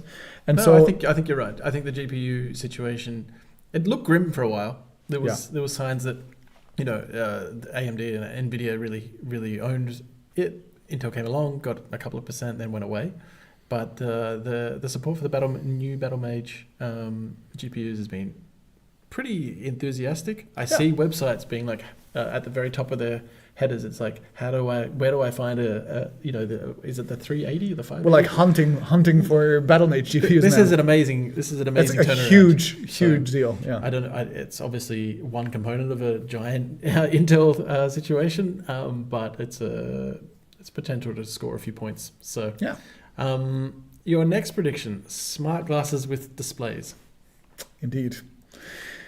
I mean, we've already seen some of this happening. I made a big video about smart glasses. I think this is the next big form factor. I don't, people always ask if this is going to replace the phone. No, it's not going to replace the phone. But this is going to be, I think, a form factor that people are going to be using quite a lot. So the Ray-Bans from Meta with a display are supposed to be coming out in the second half of 2025. This is a rumor. We've heard some version of this rumor for a while. This is a relatively optimistic timeline, which means that I think Meta has seen the success of the original Ray-Bans and has pushed to do basically better than they were expecting, earlier than they were expecting to bring out. There's not going to be the full Orion experience with the fancy everything, but I think a simple heads-up display, which in my opinion is, by the way, the most interesting form factor anyway.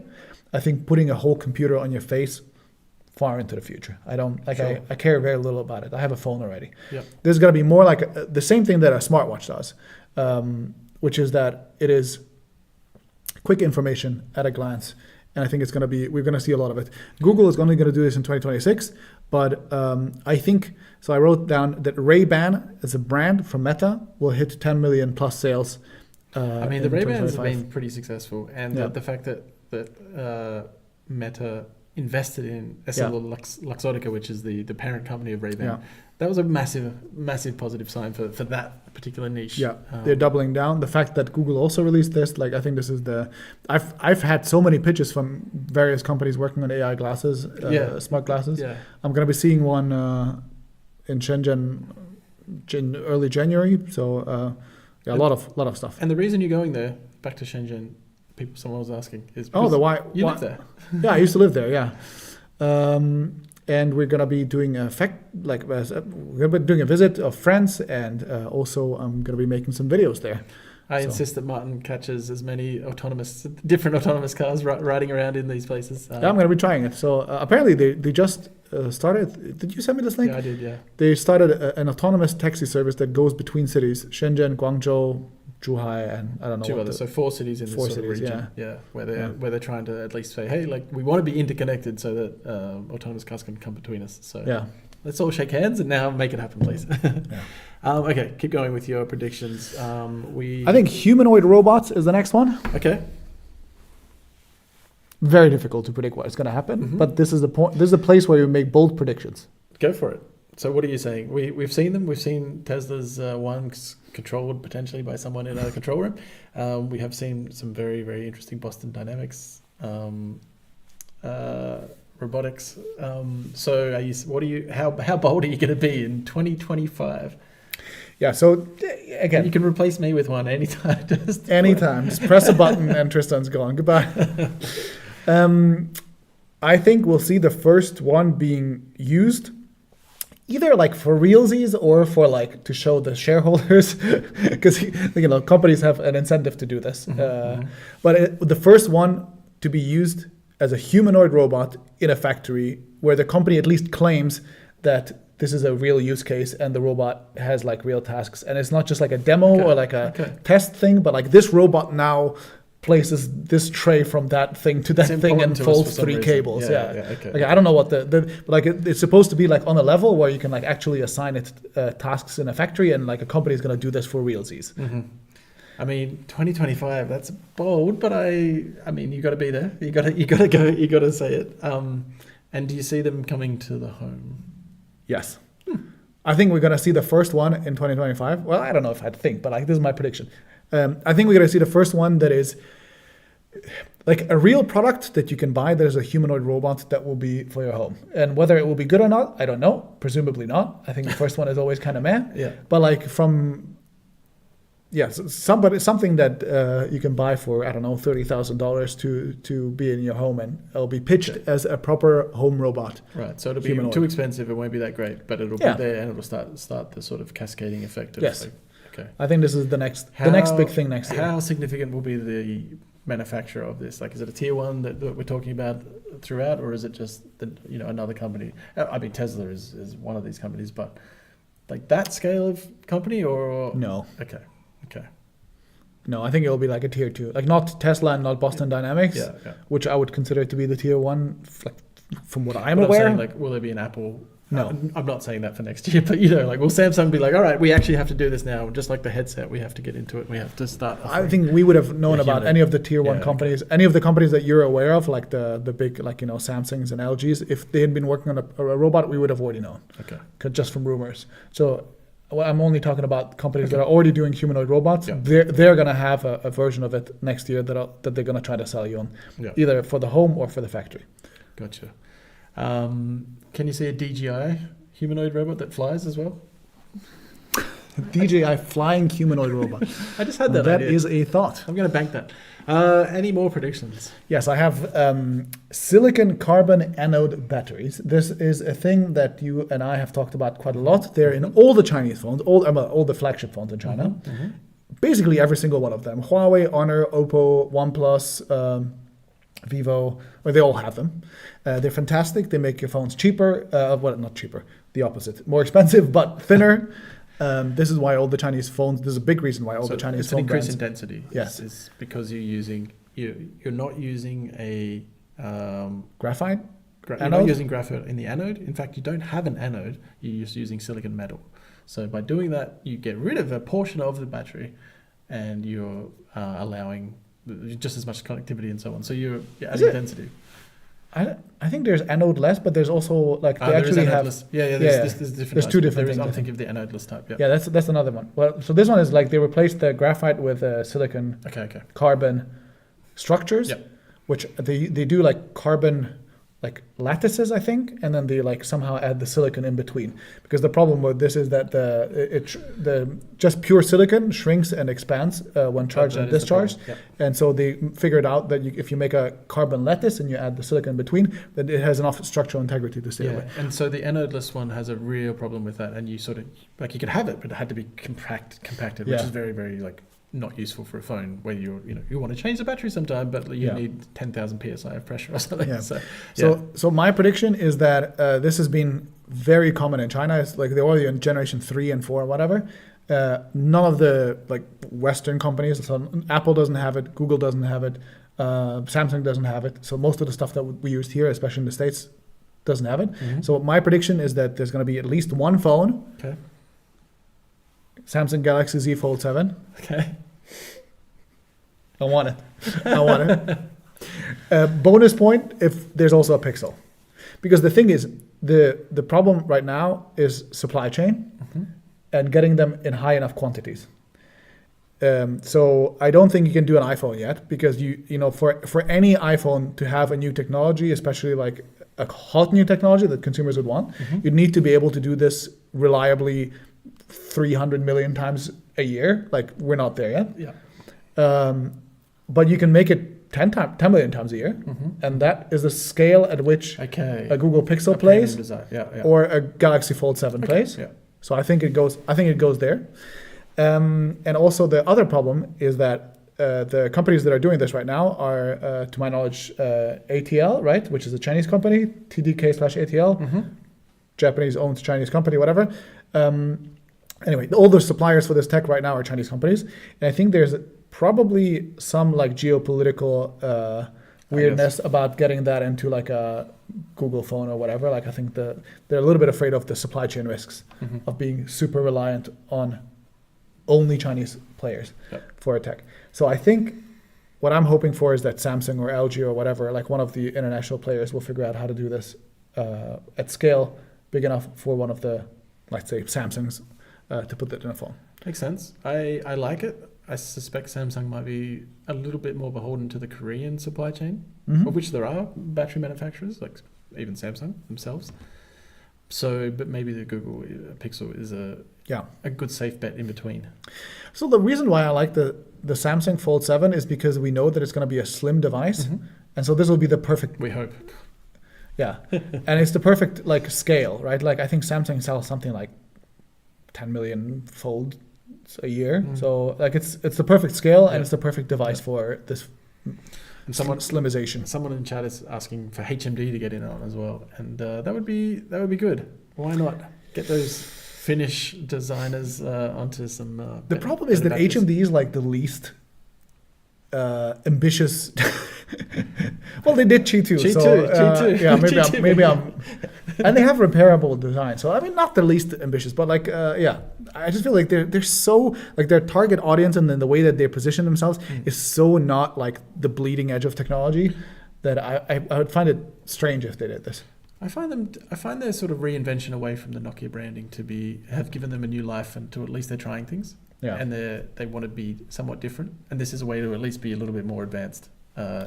But I can understand why the supply chain may not be accessible to them as others.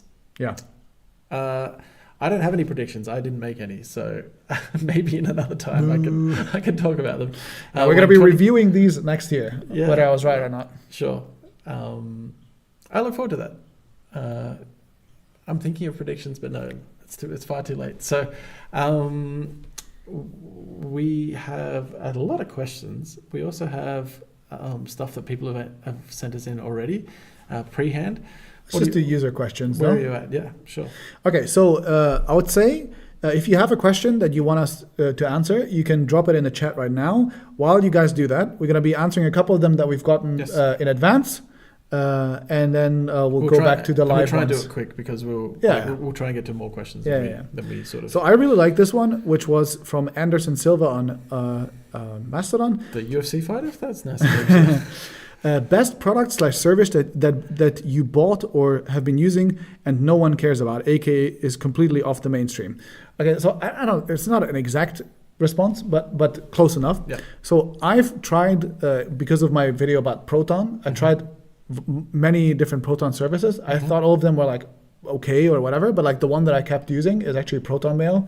I really like it. Yep. It just works, looks very nice. There's no ads, there's no weirdness. It's I have a custom domain attached to it. Works really well. You can have as many email addresses as you want.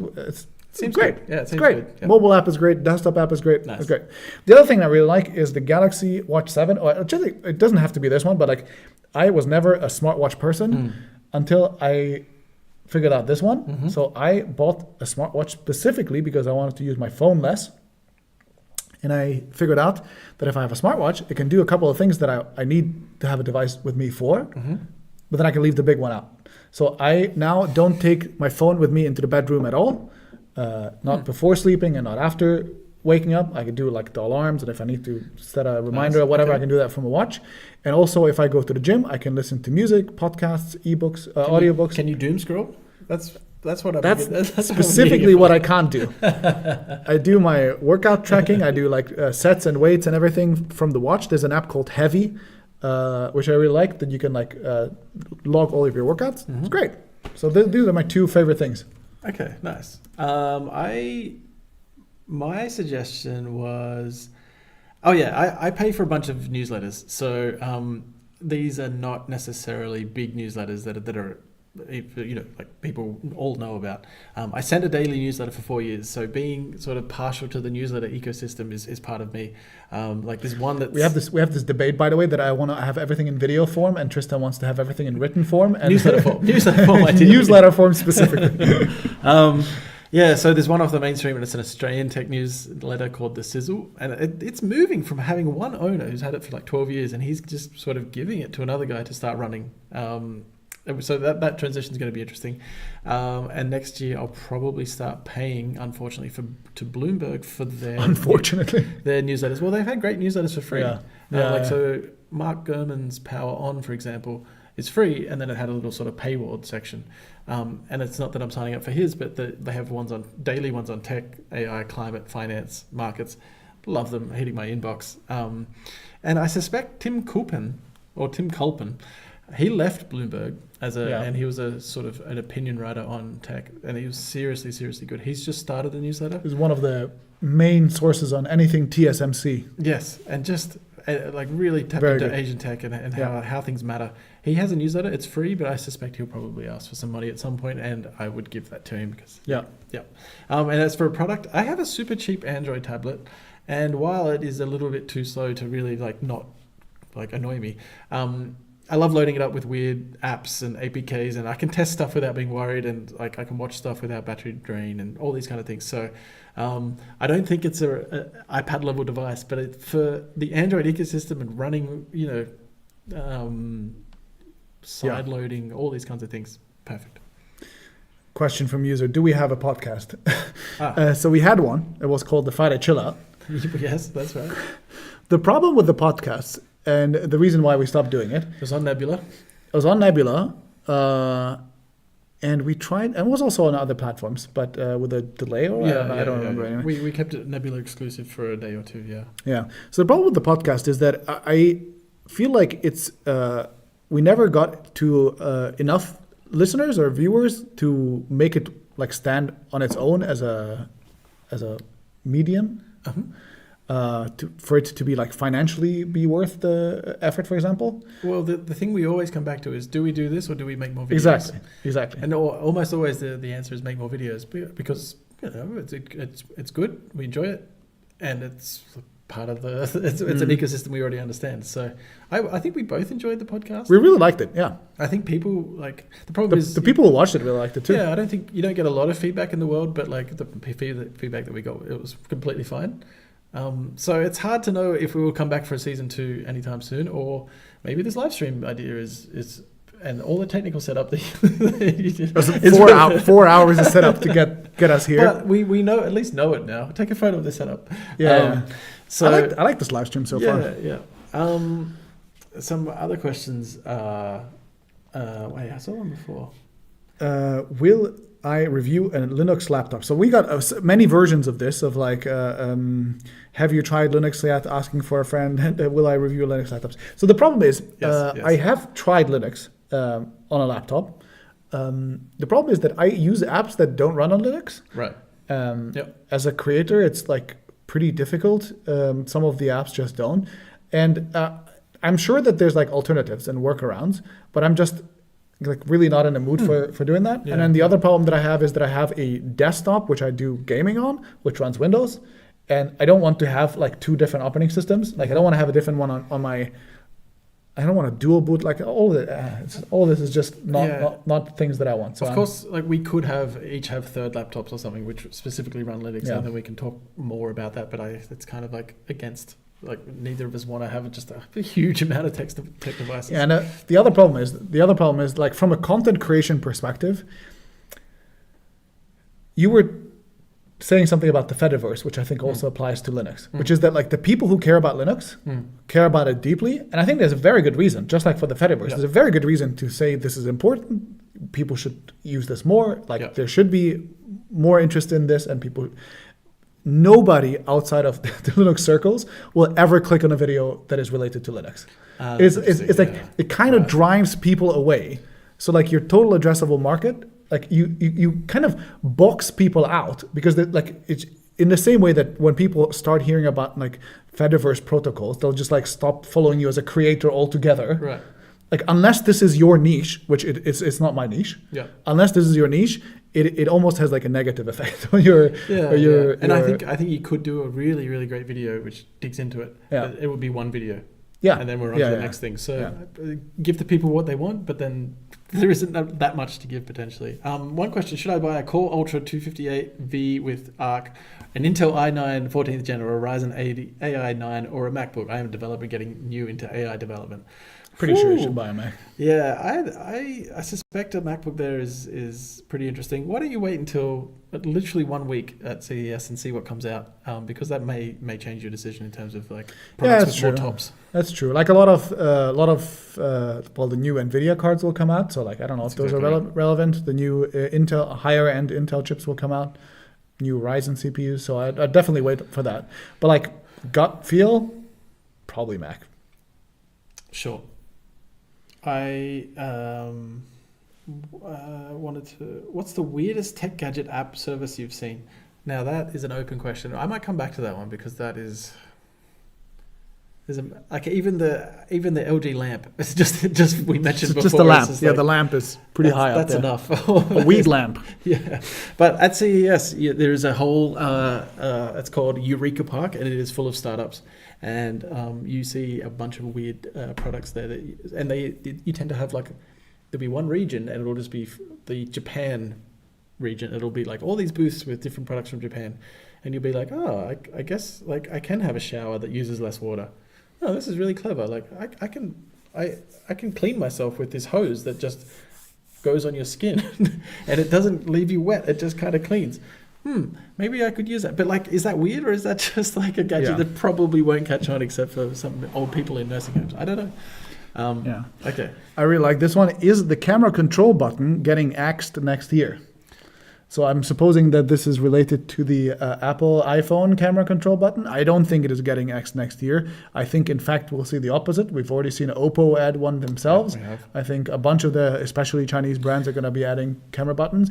But I have to say, Apple is not always right about stuff. And I think if you look at Force Touch, for example, nobody really adopted it except for Apple, and it went away. And what I've seen from two people who own it, I was like, oh, did you know, like if you turn the camera this way and then you swipe on the camera control button that it can zoom, and they're like, what? I didn't know this. It's just another button to open the camera. So even these are like tech savvy people, and so it can be a bit hard to start to educate people. And this is the big problem for tech companies when we say we want innovation in our phones, and then they give us, I don't know if you call it innovative, but we don't use it. It is a kind of innovation. Whether it's successful or not, it has to be seen.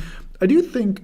So I tried it myself, only relatively briefly, and I personally didn't find it particularly obvious how it works, and I find it mostly confusing. Right. I do think that if that's how you feel, that's your truth. If it doesn't really work, it's very very fidgety. Yeah. To be fair, I think it is fine for some things on a device or an operating system to be somewhat confusing at first, especially if you don't have to engage with them unless you want to. And then, as you own and use the device, you get into, you learn the complexity of the thing that then lets you do more things later on. I think this is fine. You don't, not everything has to be, obviously, spelled out to you right away. Right. There's a depth that you can lean into. But I have to say, I found it somewhat confusing, and I imagine many people would find it confusing too. Apple tends to be pretty right about most things, but not everything. So my guess is going to be taken away in 4 years, not next year. Okay. Any more questions? I'm overwhelmed now with some of the old ones and some of the new ones that we have. You'd prefer a programmable button? Well, you're in luck because the iPhone has one. You can do it. You know what I noticed? I gave this the HMD Skyline that we had in the video. I gave it to my grandma. This is the phone that she got for Christmas. And I noticed that it has a programmable button. Right, I didn't.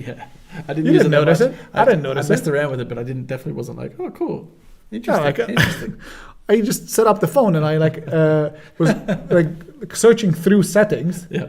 And I tried to set various things, and the phone was in Hungarian because my grandma obviously uses a Hungarian phone, and I don't know how things are called in Hungary because I only ever use stuff in English. And I accidentally was like, what the hell is this menu option?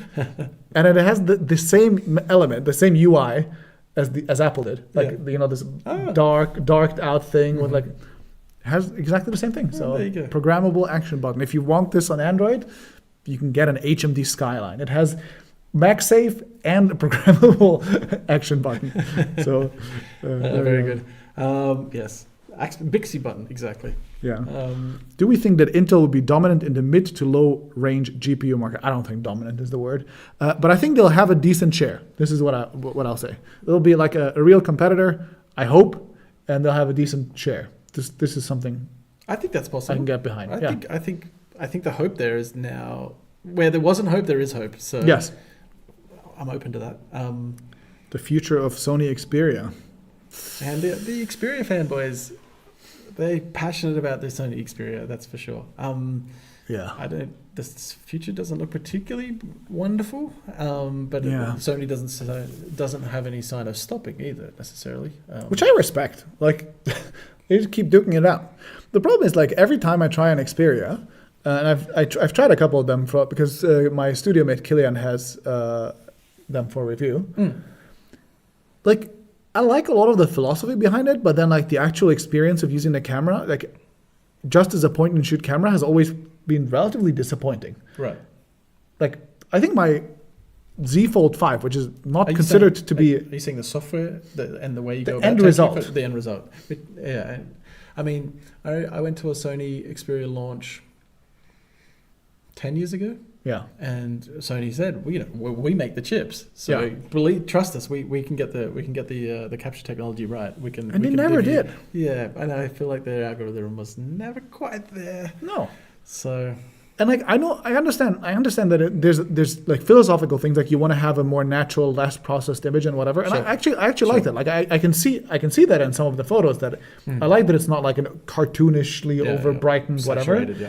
But like even then, like even with that in mind, I don't really like the output that the Xperia phones have created. So like, I don't know. And if it's not the camera, then what is it? Like, I think that's the whole, like it's so sold to you as a camera phone. And I don't think... You're going to get some disagreements, I think. Yeah, I mean, of course. By the way, we had the chance to have Killian here, but he was getting a train from somewhere to somewhere. And Deutsche Bahn got delayed, so... And the train system in Germany right now is improving. Yeah, they are improving. However, it is improving off a low base. Yes. So delays are everywhere, and so I think we had a chance of him coming in like halfway or 3/4 of the way through this. Yeah. And then we said it was like everything went wrong. Too chaotic. So, it would have been good. I would have left as well. Yeah. I would have been able to drink water without it being a whole thing. So, yeah, maybe next time with Killian. We did want to have special guests if we can. So yeah. I'll answer another one from Mastodon that we got, and it says, "Will 2025 be the year of the crash for AI?" Oh, good question. Yeah, okay. I honestly, I think there's a band of expectations. Mm-hmm. I think the corporate predictions, the projections, the hype is way above what is realistic, and the doomer scenario is way below what is realistic. And these two are so far apart from each other that they're like almost a different universe. Like the one says that we'll crash to the point where like nobody uses this, nobody has ever used this, nobody will ever use this. There's zero value to it. There's like nothing. It's gonna like all collapse and like everything is gonna die. And this is entirely wrong in my opinion. Yeah. And the corporate hype cycle scenario is also entirely wrong in my opinion. Right, so it's somewhere in between. It's really in between. I think the problem is, if it depends how you define AI. Like if you say AI is NVIDIA is going to keep supplying this massive data center build outs, and with the profits from Google, with the profits from Microsoft and so on, it doesn't seem like there's going to be like a moment where they say, oh, we actually built too many data centers. There's so much data, there's so much need to process data. And there was a moment where people were saying, maybe we actually don't need to train AI on so much data, which therefore means we don't need quite as much processing. And there is some, there's always startups that seem to be saying, hey, we can train a huge model with, much less money and much less compute time. But there does seem to be a need now that AI is saying, hey, we need reasoning, and this inference takes a lot of training and a lot of time and a lot of compute time. So, yeah, unless there's a step change in some sort of either the way we use AI, the way we train AI, or the way we supply AI with computing power, it seems like the build out is going to keep going. So that part of AI seems like I can't tell you if NVIDIA stock is going to keep going up based on this, because I'm actually not convinced about this. Yeah, I think the rate of the build out might change. Yeah, because the current rate is based on the idea that the corporate hype that has been promised will come. It's like, trust me, bro, it's around the corner. But part of this is also the fact that no one wants to say you win in AI. We will never ever give up in this race, and so we will build our own data centers, even if we know they're costing us an enormous amount of money. And I mean, Meta has said this exactly, that it seems so important that we also have to be part of the platform, even if we have to burn an enormous amount of cash along the way. But there has to be an end point. There has to be a point where they say, well, this is a lot. Well, I just think that like the current rate is based on the predictions that we're going to X, and I think we're going to, like, even if we're going to half X, the rate will have to adjust. Yeah. And I think half X is still going to be way more than any doomer says, but it's not X. And will 2025 be the year when some sort of reckoning happens? I think there's going to be a slight downwards correction. Okay. I don't think it's going to be a crash. Okay, that makes sense. Okay, that makes my Nvidia stonks happy. Yeah, look. Do you think Elon Musk will buy TikTok? I don't hate this question. It's a funny, interesting thing. I think the answer is no, because Donald Trump is getting paid off to keep it around, and not make it get forced to be up for sale. I mean, but if they do have to sell the US component, I think it would be expensive enough to need like a bunch of different people, a bunch of the word I'm trying to look for is like, not conglomerate, but like a coordination. I can't remember. Where a lot of people with a lot of money come together and all buy it together, and sort of then we never hear about it again. It's just still TikTok. I don't know. Yeah, I think Trump will just like make sure it doesn't have to be sold. Like, this is, I think, like, we're going into like basically kleptocracy, and like this is the easiest. Like, he's literally been paid for. Right. Like, it's been reported. Yeah, like, if people meet him, then he changes his mind, and that's. He was like, this is bad, this is bad, this is bad. He met the guy who owns a significant share. Now it's close. And now it's good. Yeah. Like, I don't know what else. A consortium. Yes, thank you. Who's paying off Trump? I mean, I don't know. I don't remember the guy, but like, there's this specific. The CEO of TikTok who meets him. Yeah, but all the CEOs met him. Yeah, right. Oh yeah, there's an investor. Yeah, there's a specific investor who owns like a huge shares in ByteDance, and you know, he very obviously like met Trump multiple times, specifically before Trump magically came out as being pro TikTok. Jeff Yass. Yeah. Republican mega donor and billionaire. TikTok investor. Republican mega donor. Well, it's always the same. Yeah. So I think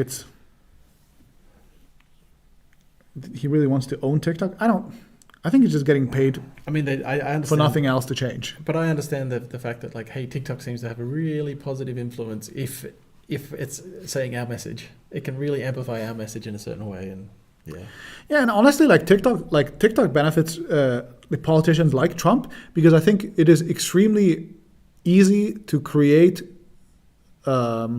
narratives on TikTok that might or might not be true. Like, I think the platform is like, because it's short form and because it's quick and because there's no sources, because there's no anything, and because like remixing things and whatever, like, it's all part of the culture. It's very easy to create narratives, and I think politicians, like populist politicians, love platforms like these because you can just like make a thing go viral, say stuff, and then like I think he's like structurally also incentivized to keep it around, and I don't think he's gonna make it get sold.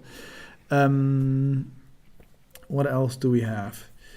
Instagram wants TikTok. Oh yeah, for sure. Like, I'm sure Instagram would kill for it, but I don't think anyone, like, I think even Trump wouldn't let Zuck have TikTok. Even new Zuck, whoever this new Zuck is. Yeah, whoever this new Zuck is, unlikely. Another Mastodon question. Companies like Fairphone and Framework are doing fairly well, but new EU legislation promises to eventually enforce basic level of repairability, especially in replacing batteries. What time frame do you see this impacting established tech companies? And if successful, do you think repairability-focused companies will be squashed? That's a really, really, really interesting question. Yes. I, first of all, have a limited belief that Fairphone and Framework are doing well in the scope of the mainstream market. Now. Poor old Fairphone.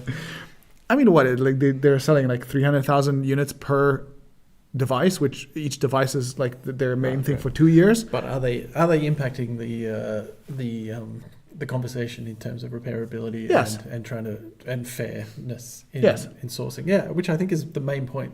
And Yes. if this is the outcome for Fairphone, I'm sure they love their jobs, and I'm sure they don't want to not have their jobs. But if they successfully are part of this EU legislation, I think they would probably say that's a success. And I think Framework maybe has a slightly different point of view, where you have a basic device, and then you can change the display, or you can change the motherboard and the internal pieces. So I would say it's less about necessarily repairability there. It definitely is, but you're getting the option of upgradability and modularity, which is pretty awesome.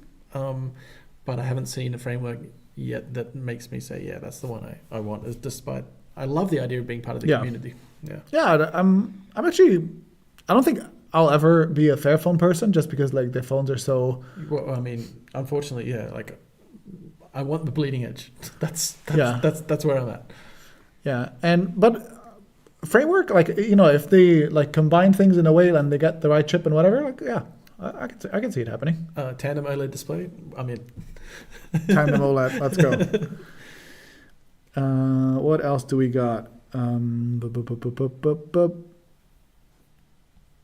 How will Android XR affect Meta's VR platform? Meta already uses AOSP for their VR glasses.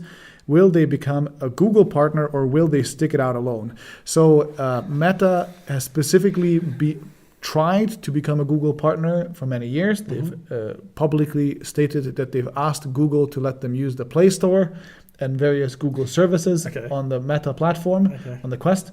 Google has refused every single time. I feel like this is posturing rather than like a real, like we want to work with Google, but more like, hey, they're stopping us from, like, you should open it up. But anyway, yeah. I think yes and no. Sure. Keep going, because I can't see them sticking it out alone as a sort of successful venture. Meta? Yeah. You think Google's gonna eat them if they're no, but that they need Google, that they need to work with other platforms. Yeah. So I think the question is whether or not, I've said this a couple of times, but like I think there's two approaches to VR and XR, or whatever we call this, but like the thing that you do with VR hardware. One is you create virtual worlds, and in those virtual worlds things happen. You what Meta called the metaverse, but then also VR games, right? You play a game, you're placing objects in 3D, and they're 3D objects or whatever. Or you have this like Apple Vision Pro kind of vision of what you do with this headset, which is that you're in pass-through by default. The things that you do are basically productivity, and you have 2D apps floating around, and you just interact with them in a digital space that gets created for you. But it feels like you're in real life, just with like added digital displays over top.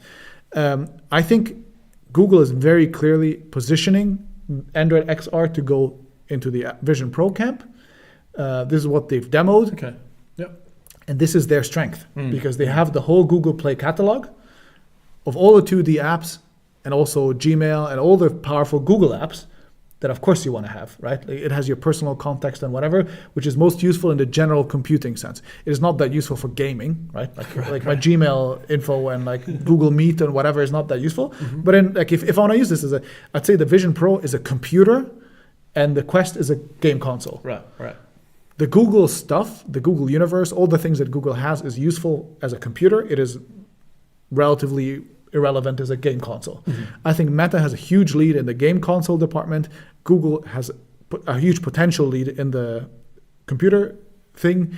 And so I think they're going to be trying to keep that lead and not give anything to Meta. This is my guess. No, that makes sense. And I think these are going to be trying to compete along. Yeah. Any last question or? With the way Google search is going, could we be at the start of another slow dying Intel? Yeah, but I think Google is aware of this. I think it's not like Intel where they're like, hey, we are so far in front that we can afford to mess about with 10 nanometer and 14 nanometer. So I think actually something from Sundar got leaked this week, where he was basically saying 2025 is going to be really hard for us, and we really need to dig in on AI, and we really need to be at the forefront.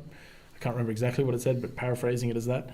And so, Google is fighting, and I think even if Google search is a declining product, it's still an absolute monster. Yeah. they have regulatory problems potentially. Yeah. We don't know what will happen with Complete wild card with Trump. exactly. So there's some issues, but I don't. People are using generative AI for information, and I think the quality of information is better for a lot of things that you can get. But you have the problem of hallucinations, which everyone knows about, and you have the problem of, hey, I just want to know something, and Google is going to get me there super fast, and I just have to type 5 words, bang. So, yeah, I don't know, but it does spell a lot of questions for companies that rely on Google search for Google traffic and so on, and those are the sort of questions I think about as someone who's more involved in publishing. But I don't know if Google's already weirdly and unnecessarily, you would say, culling people. So like they have a huge headcount, but they're already having massive layoffs, and they keep going with their layoffs. And that seems to be a company that's saying, hey, well, even though we're making a huge amount of money, we're gonna. Which honestly is a like, you know, they're not going blind into the problems, but they're like clearly trying to address the problem right away. So I suspect they're not gonna go away. Yeah. All right, I think we're slowly getting tired, so we can do maybe one more question and then go to bed. Yeah, sure. I actually wrote. I wrote to Martin. I said I am tired in like our internal chats. Yeah, I saw it from the corner of my eye, and I was like, okay, let's. I want to keep making sense. Last question. Price range for Samsung's XR headset? Yeah, we can do that, but I also like first German live stream ever. Welcome to the future, Germany. Yay! We made it! Germany. Poor Germany. And Germany does need a bit of modernization. Germany is like Japan. Germany is in the future in a lot of ways, and in a very strange backwards place in some ways as well. Yeah. Like I'll need cash shortly to go and pay for some food. You can't pay with card somehow. We'll do. Yeah. What was the question that you brought up? How much will be Samsung's XR headset? So the one that we expect next year. So someone says it can't be more than $2,000.